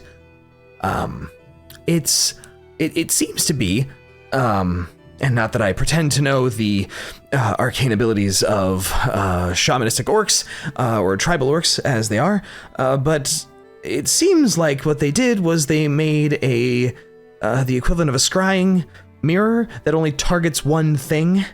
And yeah, as you said, it's kind of forceful when it does it, and it's not a voluntary thing, which is weird. That doesn't seem helpful, but it works, I guess, for them. As far as I can tell, in the 17 times I tried to test it, it only worked once per day. So the 10 times I used it, Oh, you went did to, touch it. I have to. It's well, I mean, I had to know. I mean, and then it wasn't that bad. I mean, as long as you're not standing up, and I fell over the first time, but that's fine. It's just a few bruises. Yeah, it seems like a very specifically tuned scrying object. So, yeah. And he goes like rummaging through several different things and under several piles of paper, and he finally finds the cloth wrapped object and scoops it out, and a bunch of papers fall on the ground, and he just shakes his head. He offers it to you. I don't really think I can do much else with this. As usual, I mean, scrying only shows you so much. Yeah, I have a question about that. Okay. If we had somebody who was really good at arcane stuff, Okay. could they like reattune it to show you a location you want it to show you? Yeah, I guess if they're pretty competent with the scrying magic, they'd be able to rework it, unattune it, spend a while, probably 7 to 10 days, working their magic on it to change the location they want to see. It's doable, yeah. Okay, that might be helpful. I'm gonna keep that in mind. Yeah. Have you discovered anything else since we've been gone? Well, I mean, if we're talking about the whole, and he like does a big motion, like circular motion above his head, the whole the dragon thing, the snow, the whole snow thing, that's kind of a problem. It is a problem. And he looks at the tent and like walks over and closes the tent flap completely, and he walks back. I did make a snowman earlier. That was pretty cool. That's wonderfully non-relevant information. What? That's fun. So the I don't know how to put this in any way that isn't moderately complicated. I think this dragon's trying to freeze us all to death.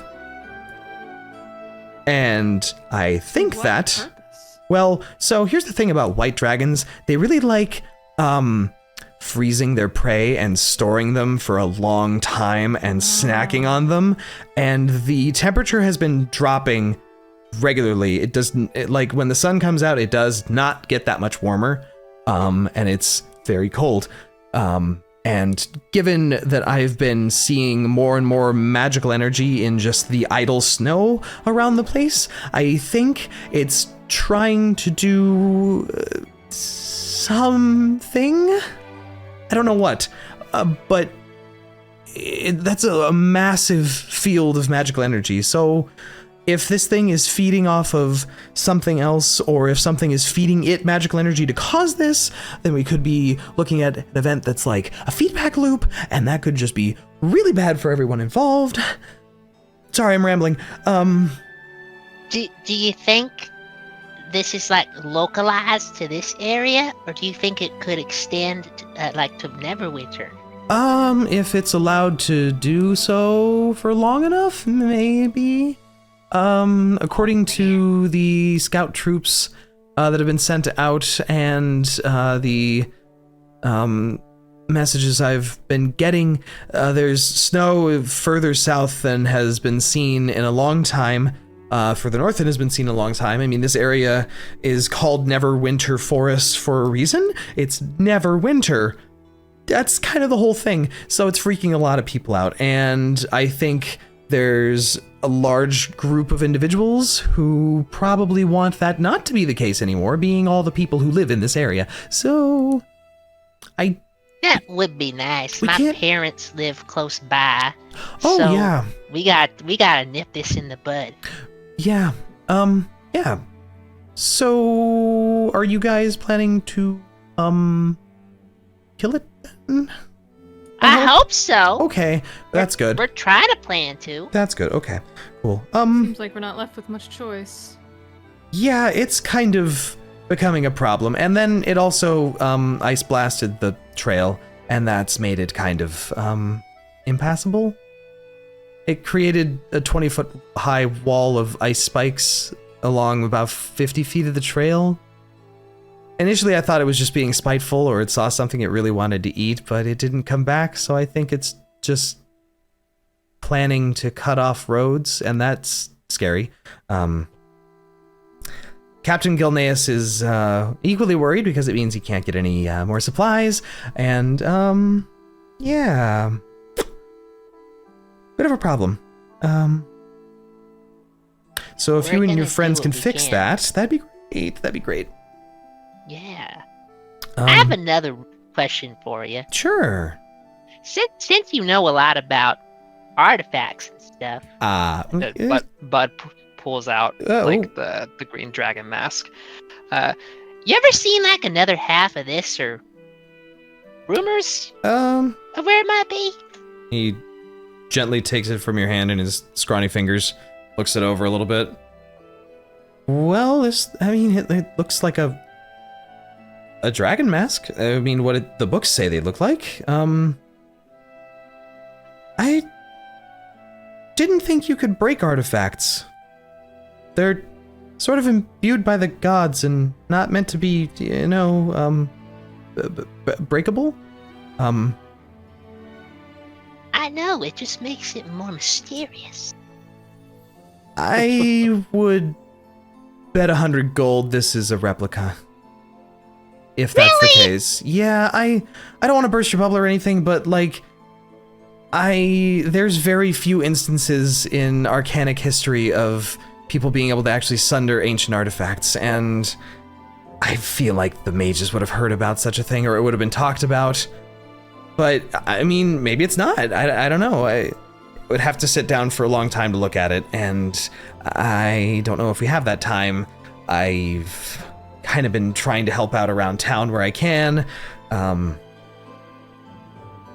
mainly in trying to allay people's anger towards the local guards for not doing much against a dragon, which I don't know what they're expecting in the first place. Okay, you've been more than gracious with your time. Any time for you guys. No, I love helping adventurers. I look up to you guys. You guys are way braver than me. I sit in a library all day and look at pictures of dragons. So, I mean, there's room in this world for everyone, right?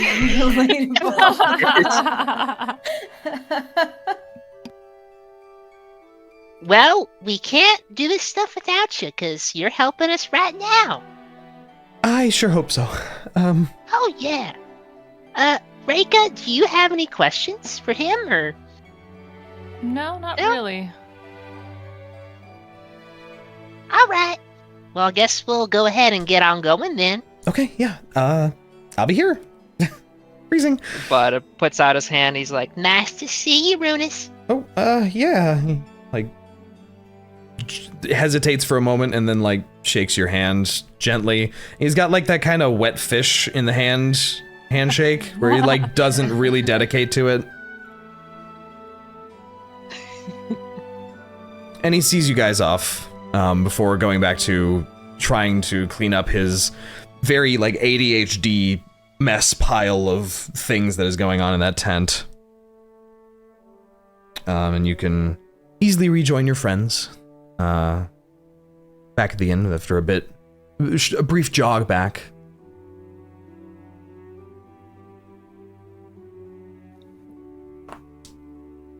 Well, I guess Bud will like relay that information about the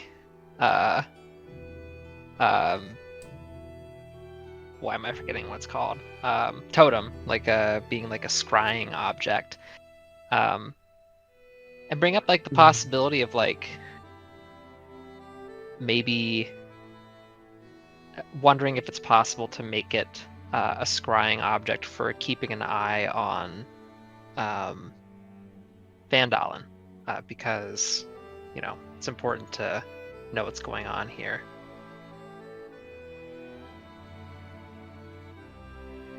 You know, I wish we had a wizard in our party. But instead, got a dumb sorcerer. Oh god, fuck me. He's got this dumb old sorcerer.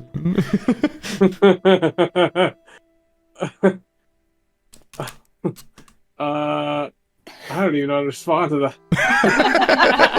Not as good at cheering people up.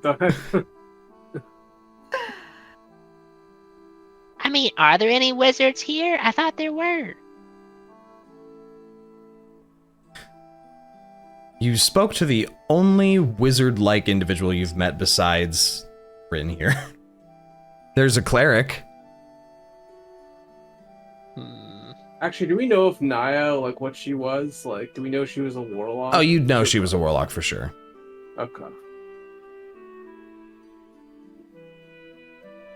Anyone with a basic grasp of magic knows how to recognize an Eldritch Blast. Yes. Maybe we should have questioned her more about that while she was still around. Well. Like, you're a warlock. Who are you serving? Oh, well. Does anyone think like we should ask about maybe doing that with the totem, or just kind of stow it away for now? Oh, it's the place that the totem lets you see through. Apparently, is where the dragon roosts, right? Yeah. I don't see why we shouldn't just leave it as is for now. See if the dragon returns. See if they're gone, etc. Also true. I will also remind you that the journal that you found did mention that the remaining dragon cultists in the area were going to be gathering at a dwarven ruin in the mountains. Ooh! Was this Dragon Slayer Forge also a dwarven ruin? He did say it seemed to be of dwarvish make. Ooh! Oh, we should definitely mention that to Janet when we go see him again. Connect the dots there, huh? And I think while we have this moment, while you guys are deciding what to do, why don't we go ahead and take a break? Okay. Sure. Okay. 10 minutes or If so we break. have to. I guess. We'll be back in a bit. Okay, and we're back. Hello. So, you guys regather yourselves at the inn, perhaps? You have several options before you. Dealing with Ocean Petal, looking into the dragon cultists. What would you like to do? That's right. We need to talk about. We need to go grab Ocean Petal. Here's your chance to have some more fun, Rinn. Yeah. Are you ready to use Burning Hands again on another person? Who's your favorite person? Rinn really doesn't. She really doesn't want to do that, but she will. She has to. Yeah, we can go talk to him, I guess. But what do I even ask him?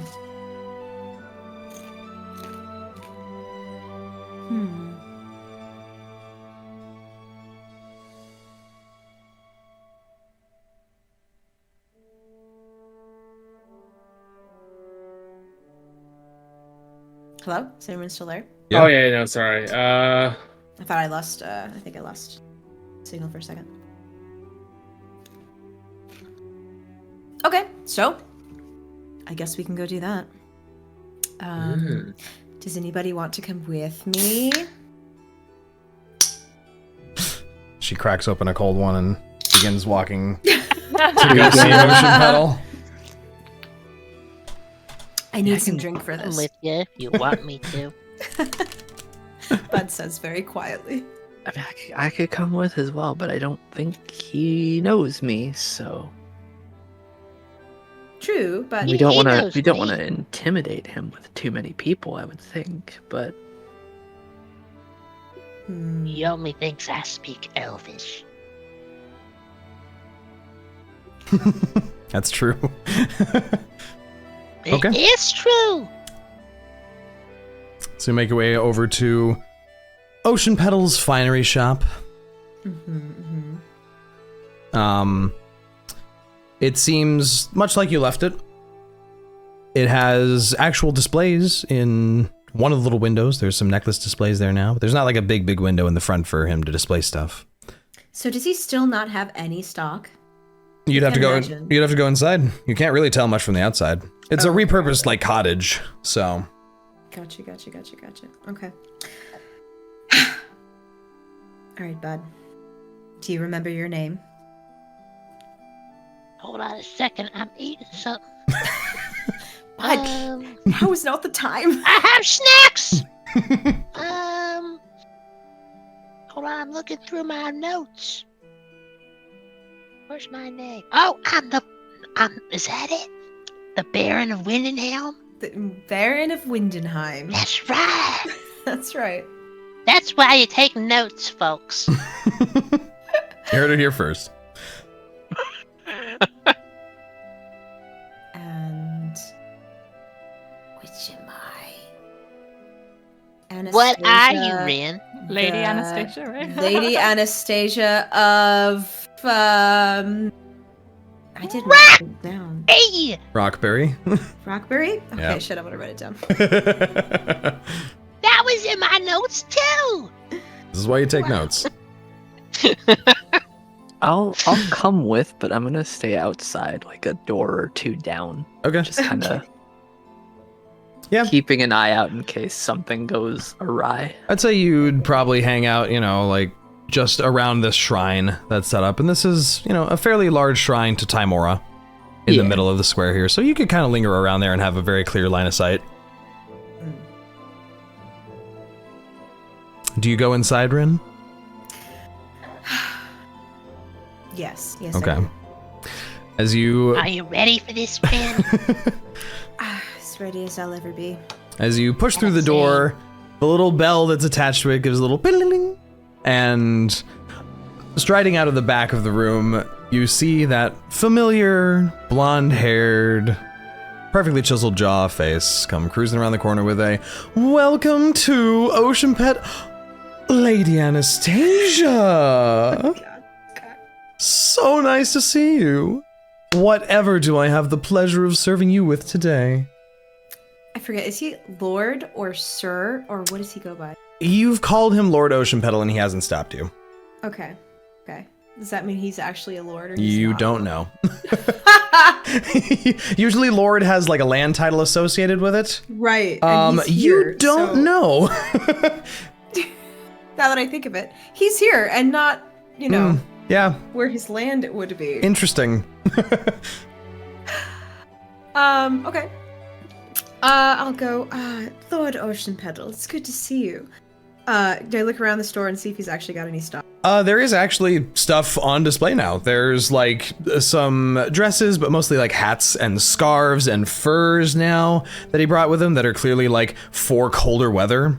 That he's now like shoved like a dress display or two to the side to set up like a hat rack. But yeah, it's like a little modest like shop. It like looks like a shop now. Right. I see you finally got some stock in here. Well, yeah, it did take me a few days to unpack things without my band of idiots helping me, but we managed. Where did they go off to? I- The hired help. Don't know. So frustrating. Like I told you before, they just vanished in the middle of the night. I don't have any idea. It's very frustrating. Where did you hire these people from? Well, I didn't hire them. My father did. Your father? Yes, he's the one who instructed me to come here in the first place. Hired some men to come with me, help me set up this shop. They were supposed to help build and fix that hole that's still in the ceiling that I have no reason to go up on the roof and fix. And then they just abandoned me. Unbelievable. Someone of my type being abandoned in the middle of a city when they're being paid to help. Unbelievable. I mean, nobody wants to work in this day and age. Nobody wants to work anymore. It's so hard to find good help. Oh, I'm glad you understand. Did he ever tell me the name of his father before? I was gonna ask that too. No, he did not. Remind me of your father's station and title. Oh, my father is, a very well-known man in Waterdeep. He's... Well, I mean, to you, he would just be Lord Oceanpetal. He doesn't really like people saying his first name. Didn't really let us kids growing up ever mention it much, but his name is Branson, if you need to know. Branson Oceanpetal? But he is one of the men of commerce in the commerce and trade sections of Waterdeep. He is fairly well known there, has a lot of connections. Oh. And he hired these ruffians for you? Well, he hires all sorts. All sorts go along with caravans. The odd adventurer here and there, snuffing their way along the Sword Coast. Bandits once in a while, sure they pop up, but it's usually not a problem. All sorts come through.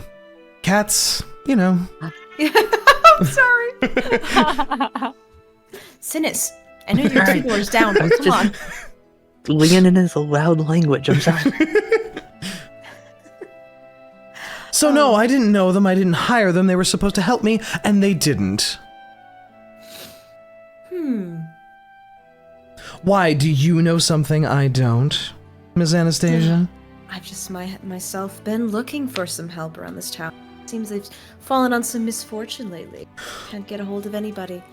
Well, this blizzard is a bit problematic. I mean, no one can leave, and the guards are saying carts aren't going to be able to come through at all. I've heard there's a dragon flying nearby. Are you frightened? Well, not frightened per se, but alert, I would say. It did pass by several days ago, and it roared something fierce and blasted the road, and that's where those big ice pillars are from.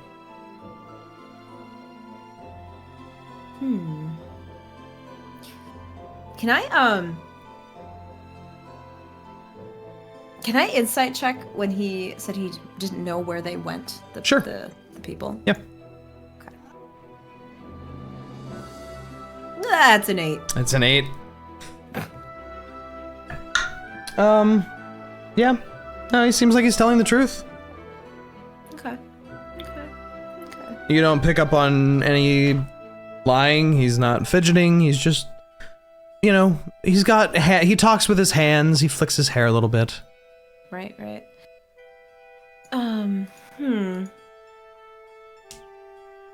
Oceanpetal, I was wondering if I could ask a favor of you. Oh, anything for you, my dear. Seeing as how we're in the position that we are, and I can't get a hold of anyone, and I've been stuck out here for quite some time, would it trouble you if I could, get an outfit from you for this frigid weather, that I would gladly pay you back for as soon as I had access to my holdings? Of course. No, I was going to mention that I don't know if that much... And he, gestures up and down you. Exposed leg is good for this temperature. It surely isn't. Do you want something long, leg coverage, scarves? And he, leads you over to what would be considered, a winter collection kind of thing. Yeah. And it's, it's very posh looking. It's, heavy furs that have, gold embroidery on the ends of it, and... I hear Kyle. I am looking for a very particular type of fur. Do you have any mink? Ooh, I'm not sure. I think I have... And he spins the little hat rack around. He goes, oh, this. And he pulls this lovely, very ritzy looking hat. That would be very much just a head warmer kind of hat. And he offers it. This is probably the only thing I have currently made from that, but... I mean, when the blizzard clears, I could order more. Do you have any more stock in the back that I could take a look of? Oh, sure, come. Let's have a look. And he wraps an arm around your shoulders and walks toward the back, leaving Bud in the main area without even acknowledging him. Right, he didn't even look. At all. I shoot a look at Bud, and then I shoot a look at... Is there a desk, something full of ledgers? It looks like there is a desk that has been set up. It has a book on it, You're not sure if it's a ledger book, but it kind of looks of the like. Okay, I shoot a look at Bud, and then I shoot a look at that. The book, Mhm. the ledger. And Ocean Petal and Rinn Supposed to kind of grab this or what? vanish into the back, Oh, okay. out of sight. And he begins kind of going over a few of the boxes, and he has like set up on racks and things laid out, just like tons of different coats, but they're like all kind of the same coat, you know? Just like this one's got like a pearl sewn into the clasps instead of this one that's got like silver instead. Really not like super remarkable, but very rich. But as you go creeping over to the Nonchalantly, just take a look at the desk. Yep. Don't make like a scene out of it, like I'm trying to be sneaky, but just casually, like amble around the desk. Yeah, and they're out of sight. You definitely don't see Ocean Petal, and he seems to be very focused on Rinn. On the desk are a few different things, this large ledger book, a quill and ink, and a couple of crumpled up pieces of paper that look like they've had ink written upon them, but were then crumpled up afterwards. Okay. What's on the, maybe flip a couple pages of the ledger while keeping like a finger on the original page. Yeah.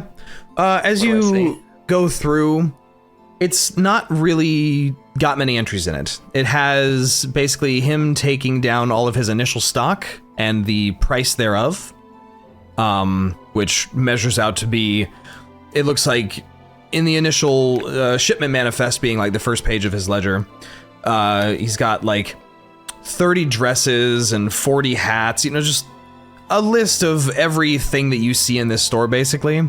And at the bottom, there's like a little squiggly that's like an estimation mark, like 10,000 gold or something like that.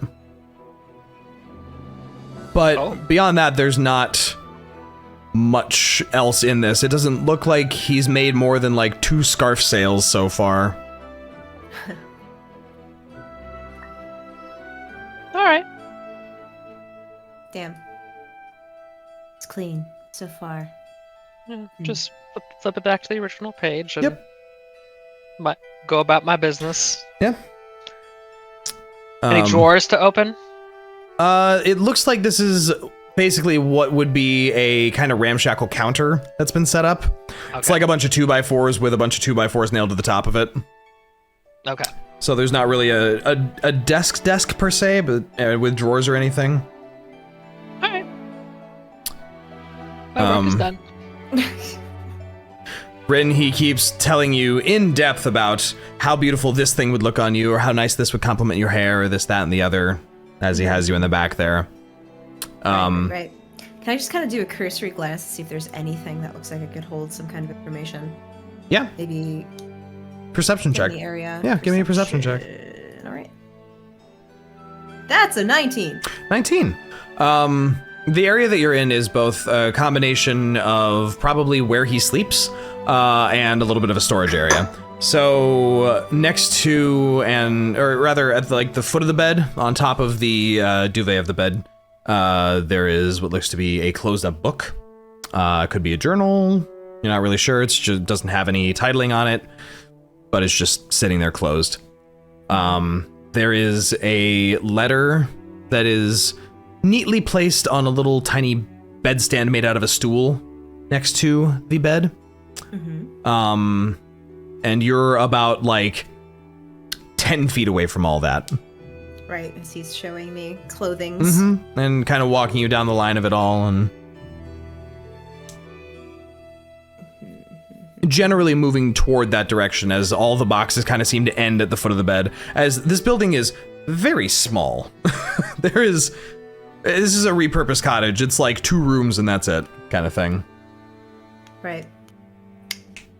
So he's showing me a bunch of like clothing. Yeah, just like the different hats that look like the same hats that are out there, and different dresses that he's got. And could I grab one of the dresses and just be like, oh, this one is beautiful, and I want to do like a little spin.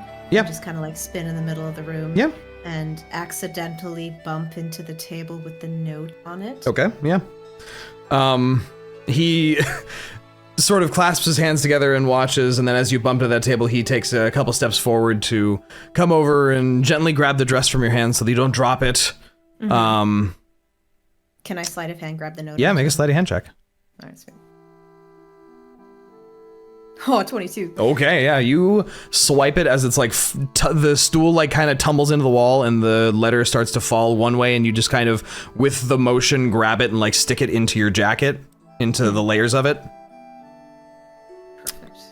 And he seems none the wiser. Mm-hmm. He just grabs you. Careful, you almost fell over there. Oh, so clumsy. I was just so excited about this piece. Totally wonderful. I love it on you. You could borrow that if you like. It would look wonderful at a dance. I would love to. But is there anything else I can help you find? If there's nothing, then we'll take some notes and perhaps I can get something from my father.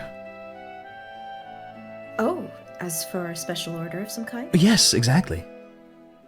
That would be lovely. Are you close with your father?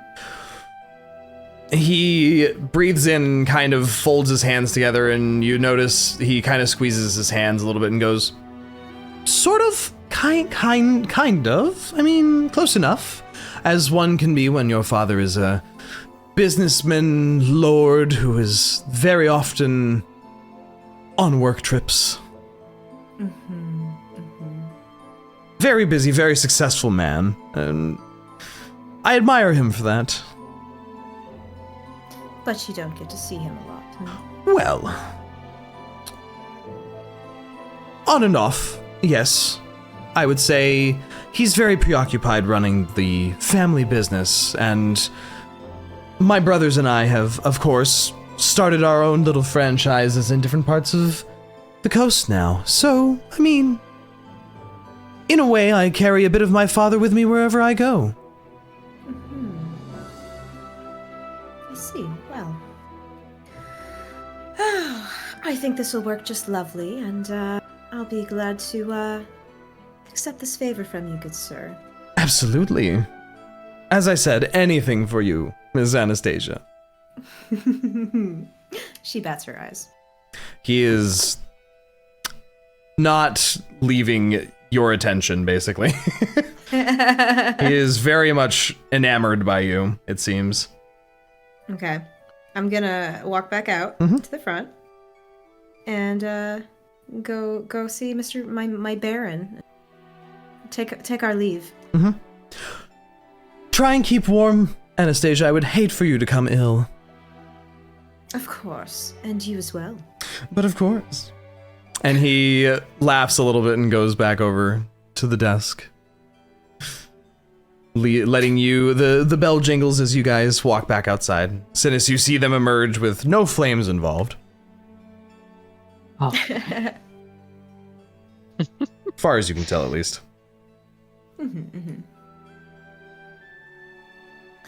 As soon as we get out of sight, I'm gonna open the shit out of that note. Yeah. It appears to be a letter. As you open it, it's a lengthy, very lengthy, it takes up the entirety of this page that is folded within. Letter sort of detailing that Orina is the last of his brothers to basically start a franchise business of the family business. And you very quickly pick up that this is very much like a pressuring note from his father and basically saying, you are going to this town on this day, be at, the gates of Waterdeep to set out on this day. Right. Kind of thing, basically almost in a very business orders sort of fashion, very cold phrasing, which perhaps lends more evidence to his relationship with his father than what he was saying. Right. It seems he's here on his father's behest, and he really probably has no idea about anything. Kind of feels that way. Yeah. Okay. Interesting. And I got a free outfit out of it. And you get a free outfit. It's a beautiful, a lovely dress of your own description, however you'd like it to be. Perfect. You know I love that.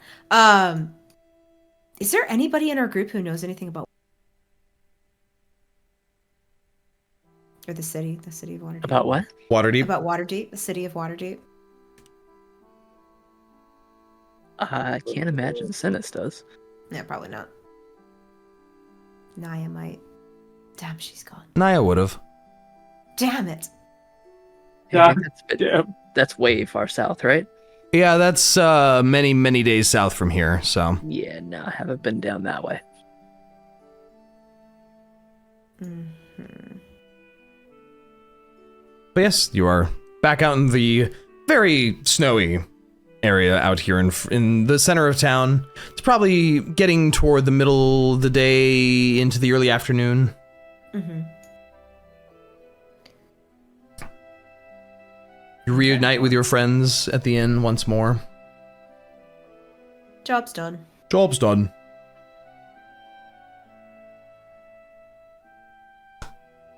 Yes, what would you like to do? Anybody else got business in town before we embark on a magical journey to kill a dragon? Killing dragons, yeah! Thava is excited. I was so excited. I was just like, I can leave right now. Fuck it, I don't care.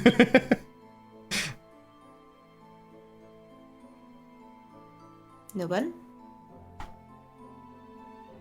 My vote is to leave in the morning. Yeah. If only so I can do another reading, because I'm definitely thrilled about the idea of fighting another dragon. Of course Yeah. you are. As you guys spend some time in the inn, talking, listening to conversations, listening to Izithar play his lute, which he seems to just idly do throughout the entire day, practically. You do catch sight of several disgruntled individuals within the tavern.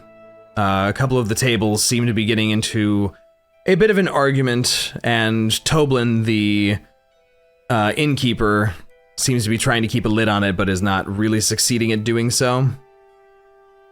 There seem to be about 15 dwarves, kind of not yelling, but bickering with one another. It's a shitload of dwarves. Where the fuck did they come from?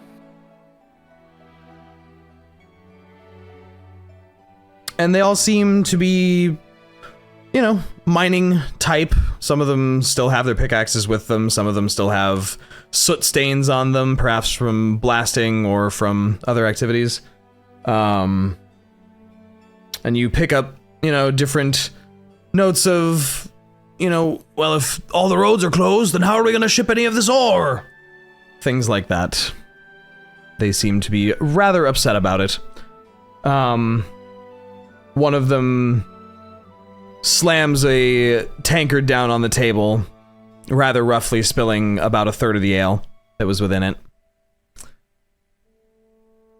The damn Dragon Slayer's not doing nothing about this still. They just seen him piddling around. We should just go fucking kill a dragon ourselves. And three of the other ones just like give him withering glances of, that's a stupid idea, man. And Toblin weasels his way away from the building din of the argument to kind of scoot over towards you guys. Go, hey, you guys are like actually dealing with that dragon, right? Like, that is something you guys are doing? 'Cause, I don't think anyone else can, and a bunch of dwarves might not be the best idea for it. I'll let you, I'll let you in on a little secret. This town kind of thinks you guys are heroes, so I think that's why everyone keeps looking at you for it. You did kind of clear out bandits, so. I guess there's nothing else for us to do. We can't leave. Well, I mean, Right? you could walk, I guess, but, you know, cart travel's really limited, and that kind of means this town's gonna suffer. We can't get carts in and out of here, huh? Right. What do you think, guys? Do you want to go kill a dragon? Wasn't that the plan? But This- that's what we were doing. And as you say kill a dragon, like, four of the dwarves, like, at the same time yell, "Yeah, kill the dragon!" As they all look over at you guys in a very kind of half-drunken boisterousness that many dwarves show. This feels vaguely familiar. Does it? It does. Once again, I am not thrilled by this idea. Ah, now I know what you mean. It turned out so great the last time. We also had more numbers. Yeah. True. And it was already weakened to an extent.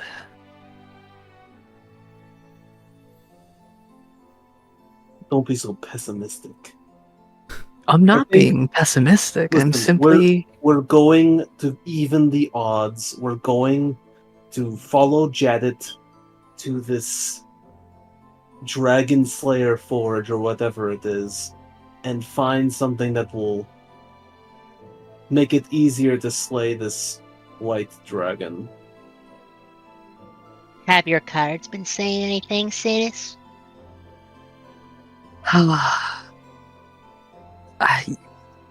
Last nights were confusing. I haven't yet done another reading tonight. I was looking to double check to make sure it wasn't a bit of a fluke. But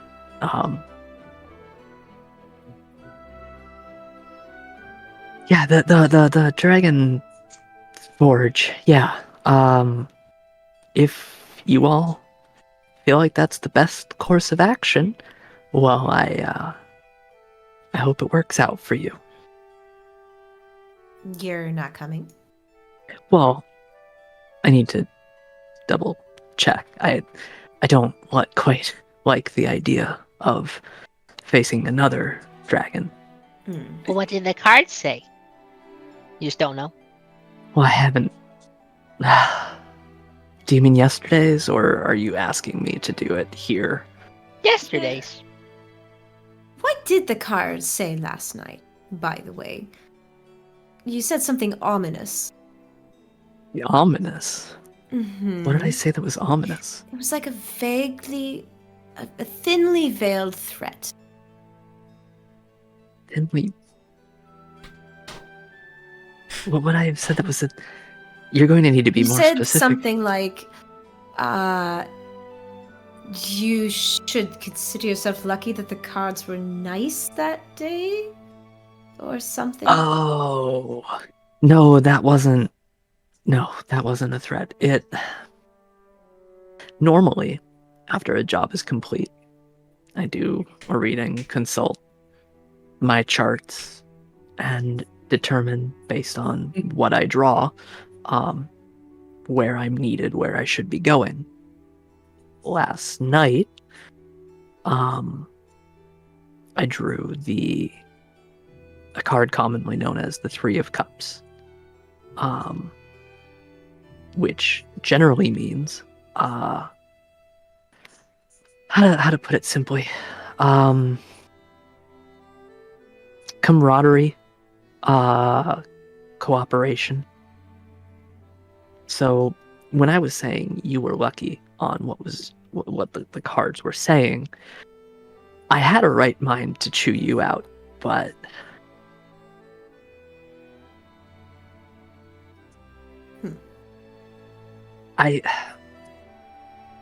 it could be said that it means that I need to find a new group, but given the way that the charts have read recently, it's more likely that it's saying that I should stay, which is confusing, to say the least, because, well, we're down a member, and I'm generally not told to stick around after a job is done.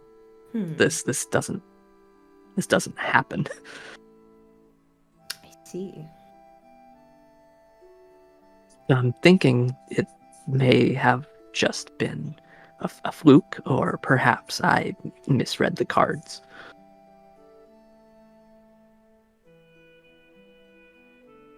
So you're hoping the cards change their mind today and you don't have to go. Well, I'm not thrilled about the idea of... Is a dragon really what you want to fight again? After how the last one went? Well, the last one went great. Yeah, was it really that bad? I did nearly die. Oh.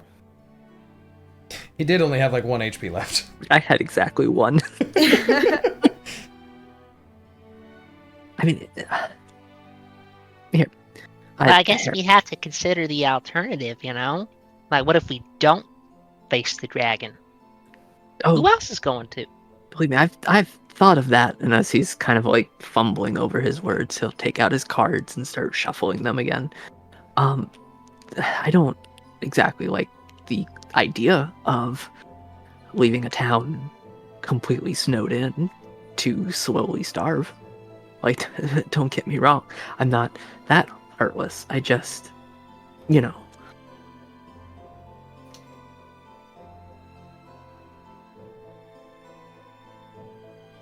And he just kind of nervously keeps shuffling like he's trying to comfort himself, basically.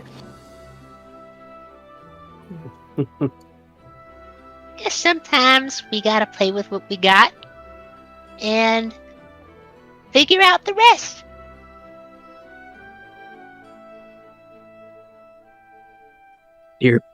What, you want to just wing it? Yeah. I mean, When there's a dragon involved. yeah. We're not I've- going to just wing it. We're going to get weapons to help us deal with it. We've also got an actual dragon slayer on our side. Yes, remember last time Jedit was just watching us. He wanted to see if we're That is- capable of doing it. That is true. It's not just winging it like we're going in completely unprepared. We can never know the outcome of anything that we do. But we just, like I said, play with the cards we got. On that note, can I stop shuffling, cut the deck, and Dre, if Synas flipped over a card, what would the first one be? I think it would be the exact same card from the previous night. What if Synas flips a second card, what would it be? To your surprise, it's a copy of the same card. Which The Three of Which- Cups. which one of you has been messing with my deck? He is completely serious. There is What do one you- of each in here. Synas, I don't think any one of us has ever been interested in your deck. Can I flip a third card? This one is different. It's just a 5 of Pentacles.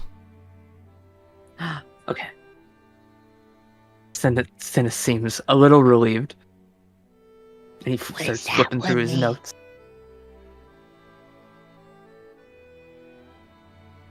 Yeah, what does that one mean? Well, it generally means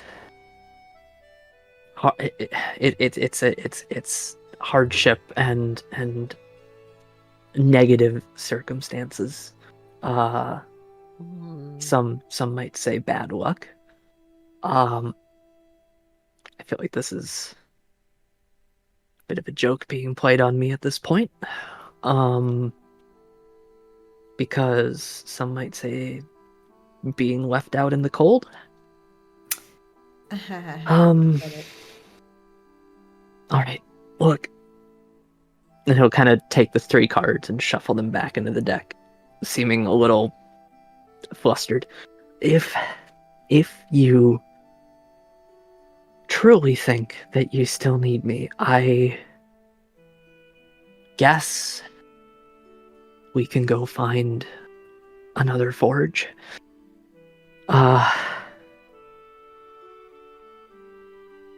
You really think we can fight another dragon? We'll have to see, right? It's worth a shot.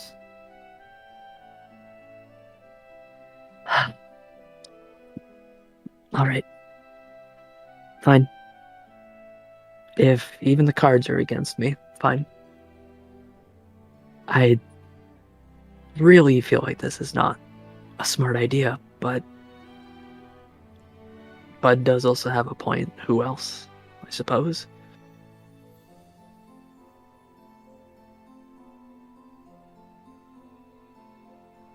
Yeah.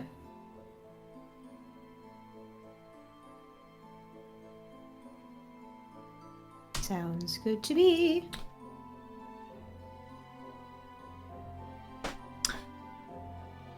As you guys are relaxing here, the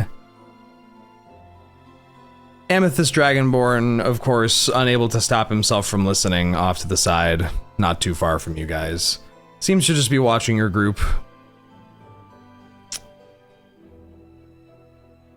And he finally puts his loot down and comes over to all of you, putting a hand on Synas's back. Well, you guys are more capable than when you showed up first, so have a little confidence in your abilities. With Jadet by your side, you guys will be fine.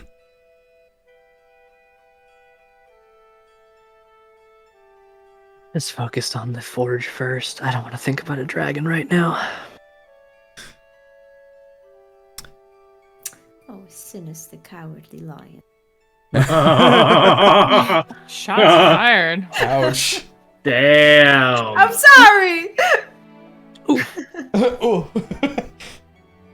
What the hell are you using those muscles for, Synas? What the fuck? What? He's got a... Don't you have a What strength of muscles? 10? He's like the biggest guy here. And he's Strength the of 10. He's got a 10 strength. That doesn't make any sense! Sure it does. He's very toned. Seen him? He's very toned. He's muscular, he's buff, and it's like, oh yeah, he's 10. Strength It's straight 10. It's fine. Don't worry about it. If there is anything else you guys would like to do, or we can move on to the next day. Let us go. Was there anything you were interested in doing with the mask today, Thava, or with your book or anything? I'm asking a question. You're like, hey, Dell. I don't know. You wanna, do Look, something with the mask? There's red button pushers in every group. What are you suggesting? No, I'm not. No, I'm not suggesting anything. I mean, you could let me hold on to it. I mean, I am holding on to it, don't worry. The rest of your evening goes by very uneventfully. There's about 3 hours there where those dwarves argue with each other before parting to go back to their different domiciles throughout town. And you all eventually retire to your rooms once again. The night, once again, very uneventful. The morning comes just as swift, just as cold. But If not colder. if not slightly colder. But the day is yours. And even Bud or Reyka, whoever's up first, coming downstairs, you find Jadet with all of his gear, sitting, talking with Izathar at one of the tables, who is half asleep, not clearly a very early morning person.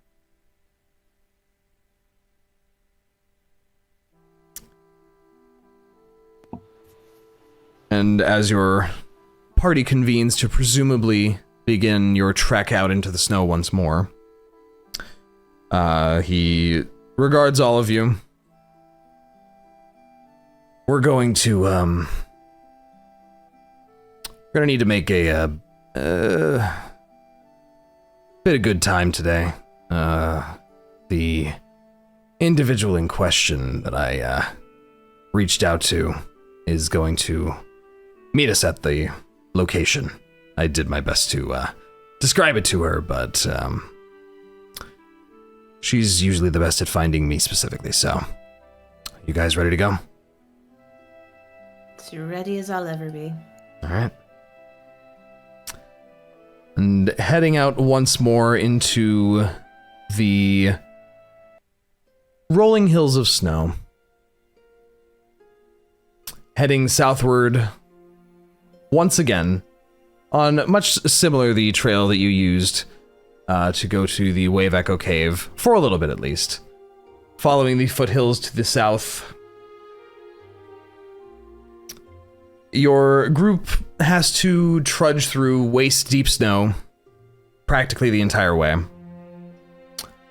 And it is certainly a beautiful sight when the sun does actually part between the clouds now and then, as the sparsely forested area, trees only being patches here and there in this normally hilly grassland, are a wonderful assemblage of different snows and ice, all glittering beautifully in the sun. It would almost be lovely if it weren't for the fact that it was because of a dragon.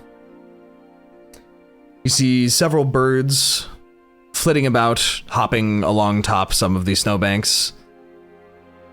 Much of the wildlife seems definitely a bit confused that it snowed so early. But foxes run about. Birds swoop wherever they can seemingly find prey. As you guys progress a few hours into your day, you come to the southern edge of the more prominent foothills, dotted along which are several different windmills. And you come across one that seems to have some very large claw marks taken out of it, and the top half of which is embedded in the snow next to it, in the way that it seems something has swooped by and broken it in half. Thanks. The stone structure crumbled and quite destroyed. It doesn't look decrepit. It looks like it potentially had been being used up until, well, whenever this happened.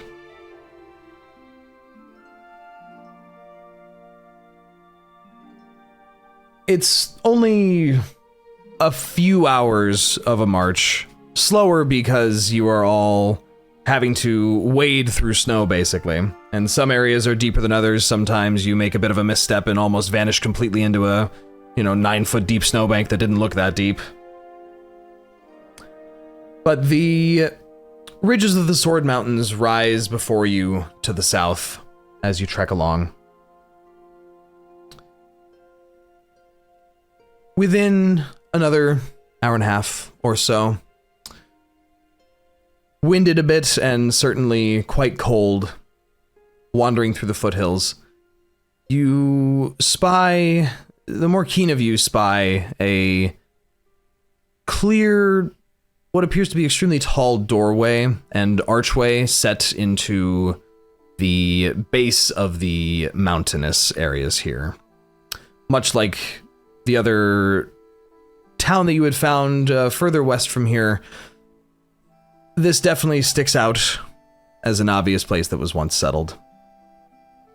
There is what appears to be a massive archway with a portcullis that is lifted, and massive stone doors, which appear to be open just a bit at the center, probably enough for a person to squeeze through. And it seems fairly quiet around here.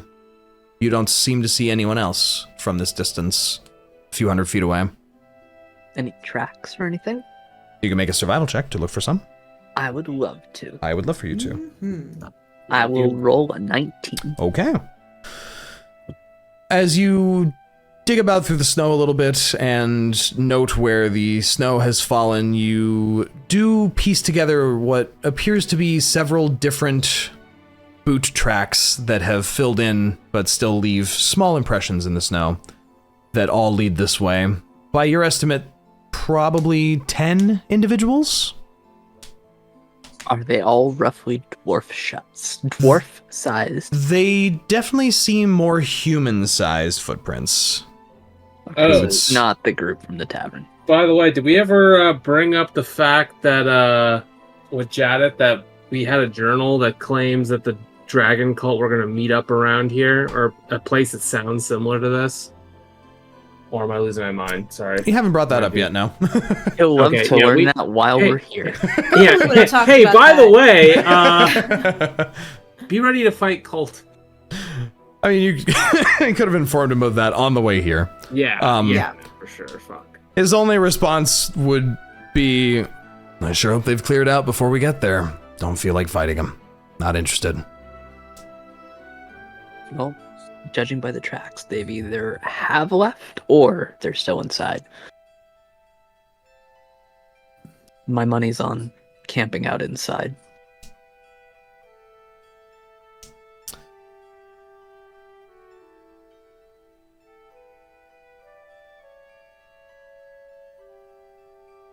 Well, you guys take the lead then. I'm not too keen on fighting cultists, but one thing I will tell you, if this place is actually an active dragon forge, Slayer's Forge, there will be some defenses in place. To actually get into these usually requires a test or two. Hopefully this one will be simple. What kind of tests? Well, it could be anything from puzzles, needing keys, needing certain individuals with you, to combat rituals, blood rites. They lock them up with all sorts of different stuff. This was Dwarven, Blood so... rights doesn't sound too pleasant. Well, yeah, usually isn't. But I guess we won't know unless we go inside. Is there any writing on, like, the doors that I can see? As you approach, there's definitely some large dwarven runes carved into it. But they appear to just be names, maybe of notable family names that once were here. Okay. Doesn't seem like anything you recognize. There are some up toward the top of this very tall door structure. There are a couple of dragon heads that appear to be carved into the stone. That's probably not important. Probably not. Dragons are never important. No. Peering in through the front door, you see what appears to be a fairly lengthy stone hallway. There is snow that has blown in and piled up, but further in it doesn't seem to reach too far with the wind.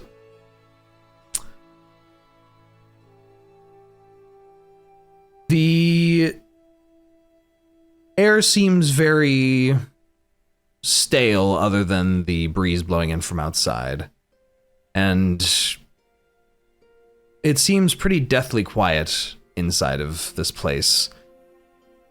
There's no torchlight in this long 30-40 foot hallway, but those of you with dark vision can just about make out, and with this low light coming in from the door, you can make out that there is a smaller set of doorways at the end of this hallway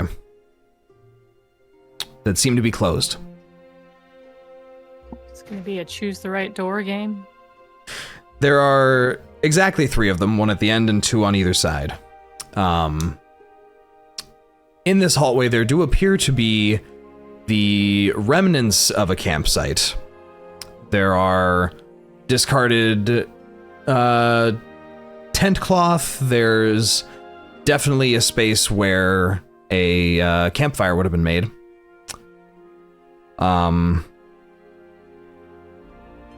But beyond that, there doesn't seem to be much else of note in this front area.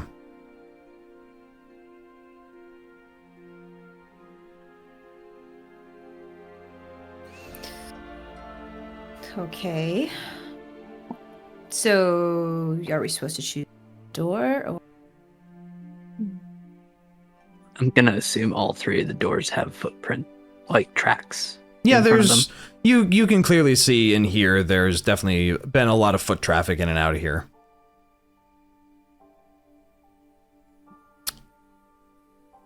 In and out of all of the doors? Are there any differences between the doors? There seem to be foot traffic around this area.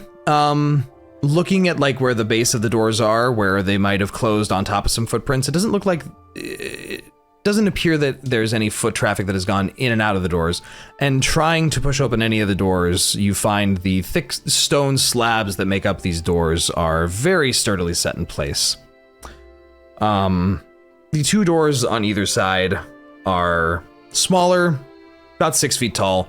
The one in the center is closer to a 12-foot tall door, but it looks like it is worn smooth over time. There are, in many spaces, etchings on the wall. You notice next to one of the door on the right, it's as if someone was writing down like things that they have tried to do, but then were wiping it away in charcoal or something.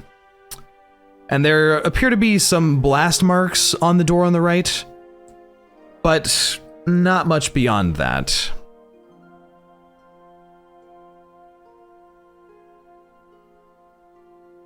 Can we read what was written? It's all smeared away charcoal. Oh, smeared away. Got it.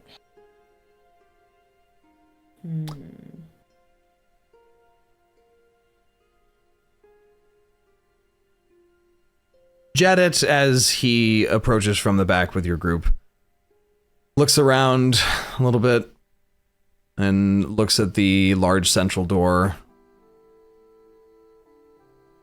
He seems to walk up to it and put a hand against it, try and push on it a little bit. Well, this place is sealed up tighter than anything I've seen.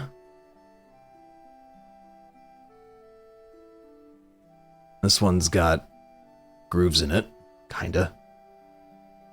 And as he points out a few lines that seem not necessarily interconnected on this large stone face, it does appear like there are a few like V-shaped grooves here and there.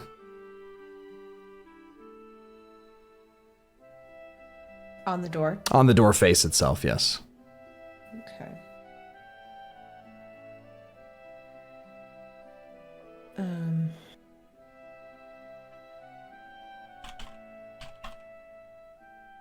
It looks like others have been trying different things around here. I see some scorch marks. Seems like fire doesn't work. Which means I'm all out of ideas.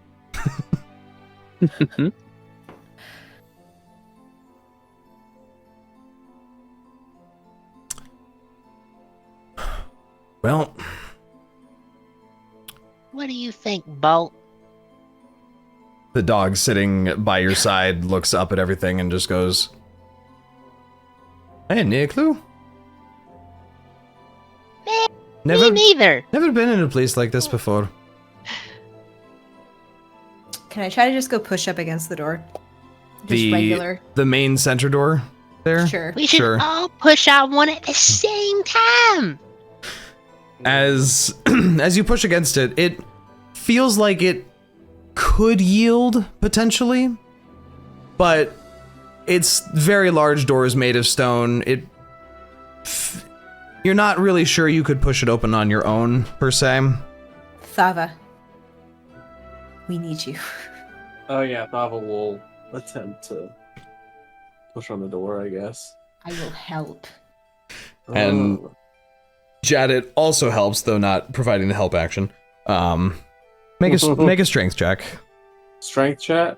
Or Flat strength? I guess in this case it could be an athletics check. Me too, or At advantage. for Thava? Advantage? Yes, for Thava, yeah, you for should just Rinn's yeah, helping. Yay. please God, please. 20.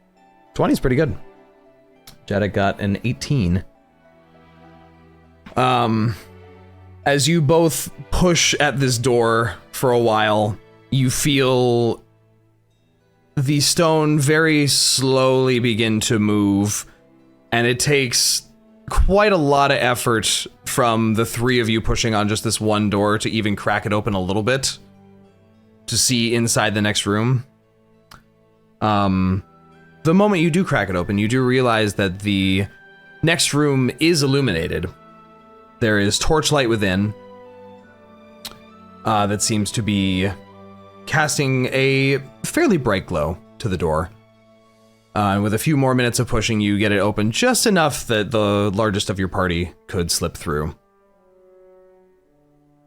The next room is perhaps more what one might be expecting.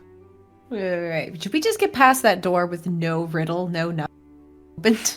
Just push the door open. Wow. Okay. The next room is what one may expect more from something that is referred to as a Slayer's Forge, as the room itself is well illuminated with dragons' heads protruding from the side walls. There is a large dais in the center, a very large, wide bowl. And several grooves are cut into the floor, which lead towards a door at the other end of the room, on the north side of the room. There is a series of draconic script written along the edge of the bowl, which those of your party who can read draconic, of which is several of you, Pretty much everyone. like the half of your group, Not me. not Synas. Wah. Or Reyka. Or no, does Reyka know Draconic? Oh, I She does can't not. remember. No? You have Common, Elvish, Giant, Infernal, Sylvan. No. That's a Oh, yeah. good spread. Yeah. I sure hope the dragon people know. I sure know hope so. fucking Draconic. Repeating along the edge of the bowl, you see a phrase which takes a few moments to translate, as it feels kind of old Draconic. And it basically reads, "Test thine blood, those pure of color, strong of metal may enter." Oh. What the fuck? To which Jadit, as he looks over it, sighs and goes, "It's a blood rite. Okay, that sucks." What's a blood rite? Well, it's a type of defense that gets put in place to keep chromatic dragons and those with chromatic blood in their veins out of these forges. Oh. So, and he looks at Thava and Bud. That presents a bit of a problem. Rinn also. I'd She have is a to draconic leave. bloodline sorcerer. He doesn't know that from looking at you, though. Oh, okay, fair enough. They're the two obvious lizard people in the room. So, generally, these kinds of rites power some type of magic over the door. It'll allow in those that it deems worthy. I don't know what happens when it's individuals who aren't. How strong of magic do you think it might be? Well, if it's older, hopefully it's toned down a little bit. Maybe it's just a field of force. Something that just physically keeps you out and hopefully doesn't kill you. And you see, as he's casually saying all this, he pulls a dagger out of a little spot on his hip and removes one of his gloves and cuts a little bit into his hand to get it bleeding in a very nonchalant fashion. and just holds his hand over the dais in the center, letting his blood flow into it for a little bit. So you're telling me Bud and I can't get in? I'm telling you that it might put up a bit of a fight against you, that's all. I don't know if it's going to force you out. We'll need to find out. And he wraps his glove back over his hand and wraps some bandages over that afterwards. And you watch the blood that he put in pools toward the center, and the runes in one slow pulse light up around the edge of the bowl before the blood sinks down into the base of the bowl and slides toward the door, and you hear a low hum build throughout the room.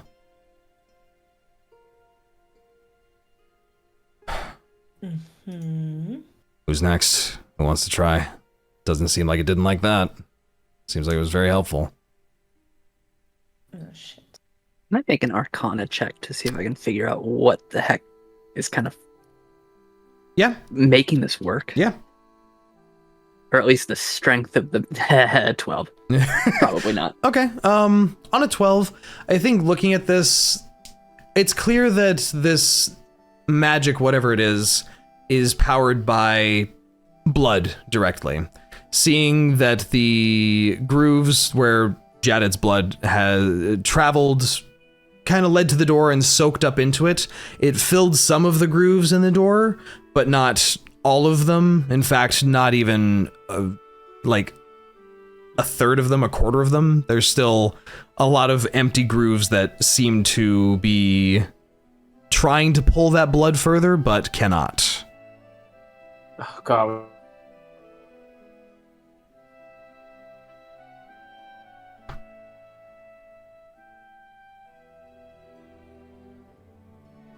Bro. I'm just gonna start doing that every single time I notice that happen.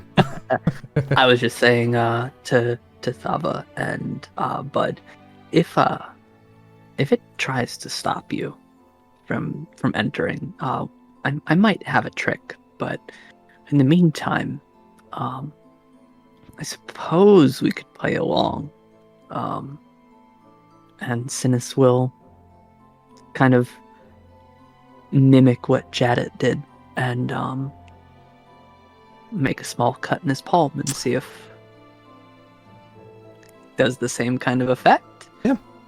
How much HP do you let bleed? Let's say 5. Okay. Yeah. 5 points of damage as you let your blood run into the bowl for a little bit. And the runes do that same circular pulse, and then the blood sinks into the bottom of the bowl, following the grooves in the floor, and fill in further up the door. I should have asked, is that about how much Jadet gave? Just thereabouts, yeah. Okay. Thereabouts. And it seems to fill up a bit more, but there's still quite a lot left on the door that does not have blood on it. Go ahead and wrap up my hand then, and in the meantime, I'm gonna take a little munch on one of my chef treats. Yeah. To give myself 3 Oh. temporary hit points. There you go. Yeah, this is reminding me I forgot to do a spell yesterday. Yeah. Now I'm sad. Which one? Goodberry? Yeah, I was gonna stock up on Goodberry, and I totally forgot before we rested again.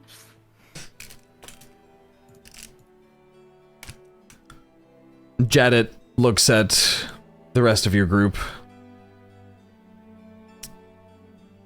Seems like it's what it's expecting. I think it probably just needs enough blood. I'm not afraid to spill a bit of my blood, but obviously if you're concerned about my blood being bad... That's not what I said. I'm concerned that... Well, I don't know what it's going to do. If that's the inscription, then... Well, if it needs a certain amount of blood, shouldn't we just do everyone else except us two first? Sure, but... Need a lot by the Well- looks of it. I probably need to sit this one out too. Why?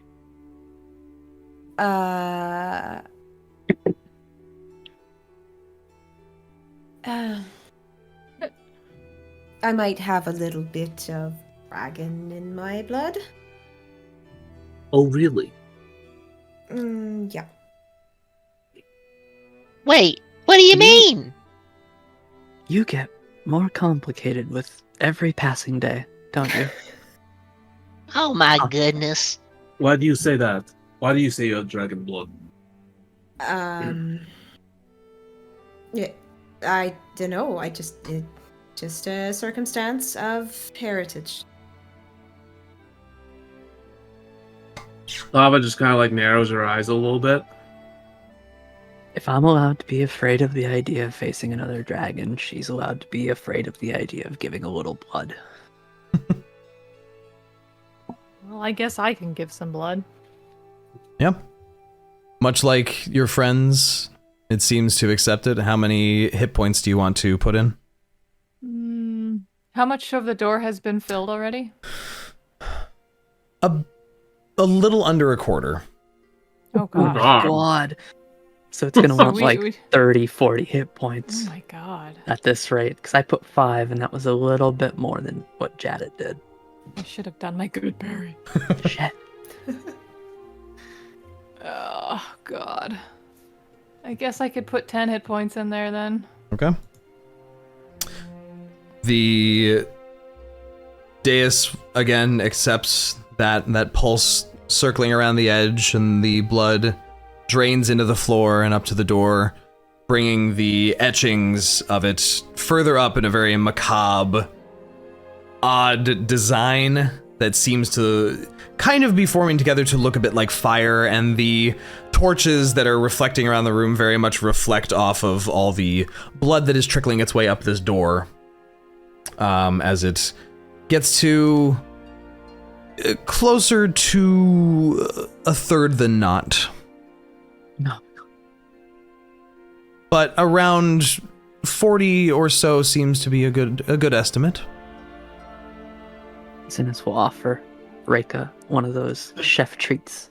So if you want to take it, you can give yourself 3 temporary hit points. Okay. Thank you.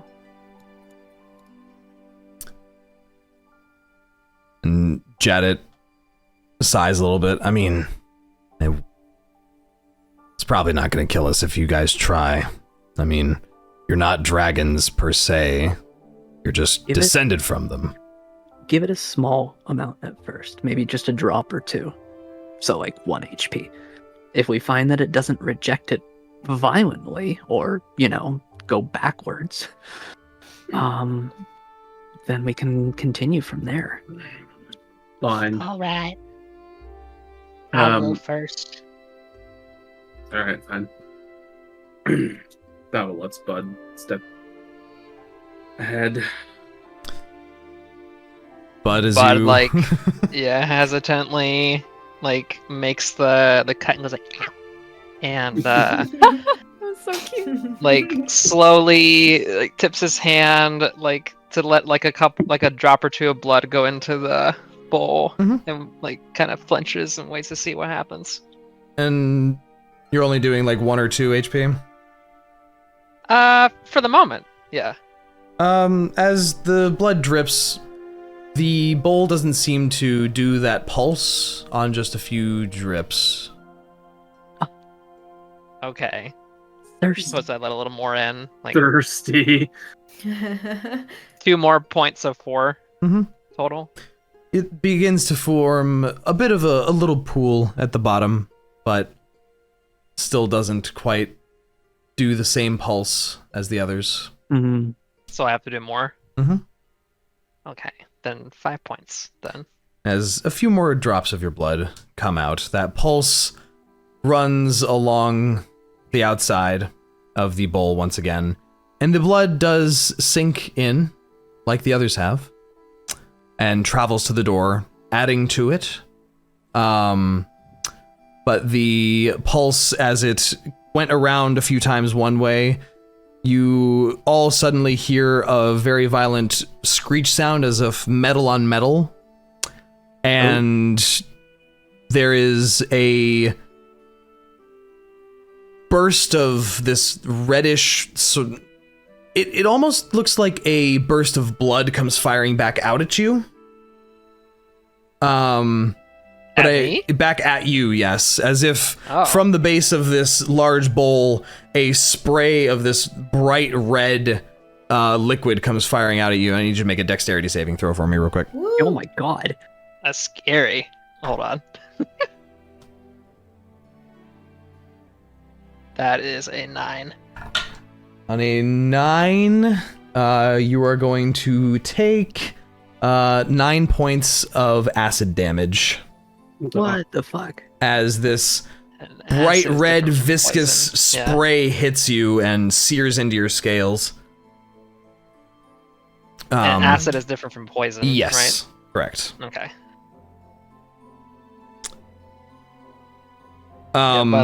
Bud seizes up at that and like hisses, like, but tries to steel himself, like as the pain like maybe subsides a little bit, Mhm. and he like grimaces and looks over at Thava, is like, I'd be careful if I were you.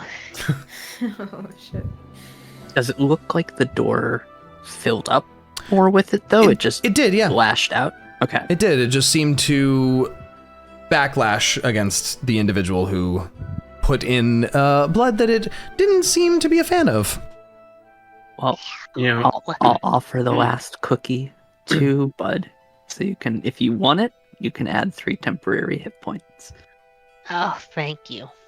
So, even though Thava saw this happen, she's still gonna step forward and offer a bit of blood herself. Okay. About 5 HP. 5. Like Bud did. Same thing happens. It pools up at the bottom for a little bit and then draws in, rushes forward, and then that pulse happens again. Bud kind of reflexively stepping back as he sees that, and much the same as him, a bright red gout of acidic liquid gets sprayed at you and you need to make a dex save. 19. 19 definitely passes. On a 19, you're only going to take 3 points of acid damage as Alrighty. this liquid coats you. I don't have any more treats. I expected the door to be open by now, to be honest with you. I'll be fine. And with Thava's Have blood, another one, please. I only made a few. Well, we'll see what Rinn needs if she's gonna do it. Do I have to? the door, the filigree on the door does appear to be filled about closing on 2/3 or so. And that hum has picked up quite a bit. Actually, exactly 2/3. Okay. Fine. She'll do it. Okay. How many hit points do I even have? I guess 10. I'll give 10. Okay. 10. As you create a larger pool than the others had. Oh, shit. What? The others have been giving 5, you gave 10. Oh. So, adding even more blood to it. Same thing, sinks down, goes forward, gets added to the door, and rises up, and 2 pulses happen as you let your blood in. As 2 different blasts of this red energy come flying out at you. Oh, shit. Make 2 dexterity saving throws for me. Oh, boy. It's Okay. probably because Rinn is neither chromatic nor metal.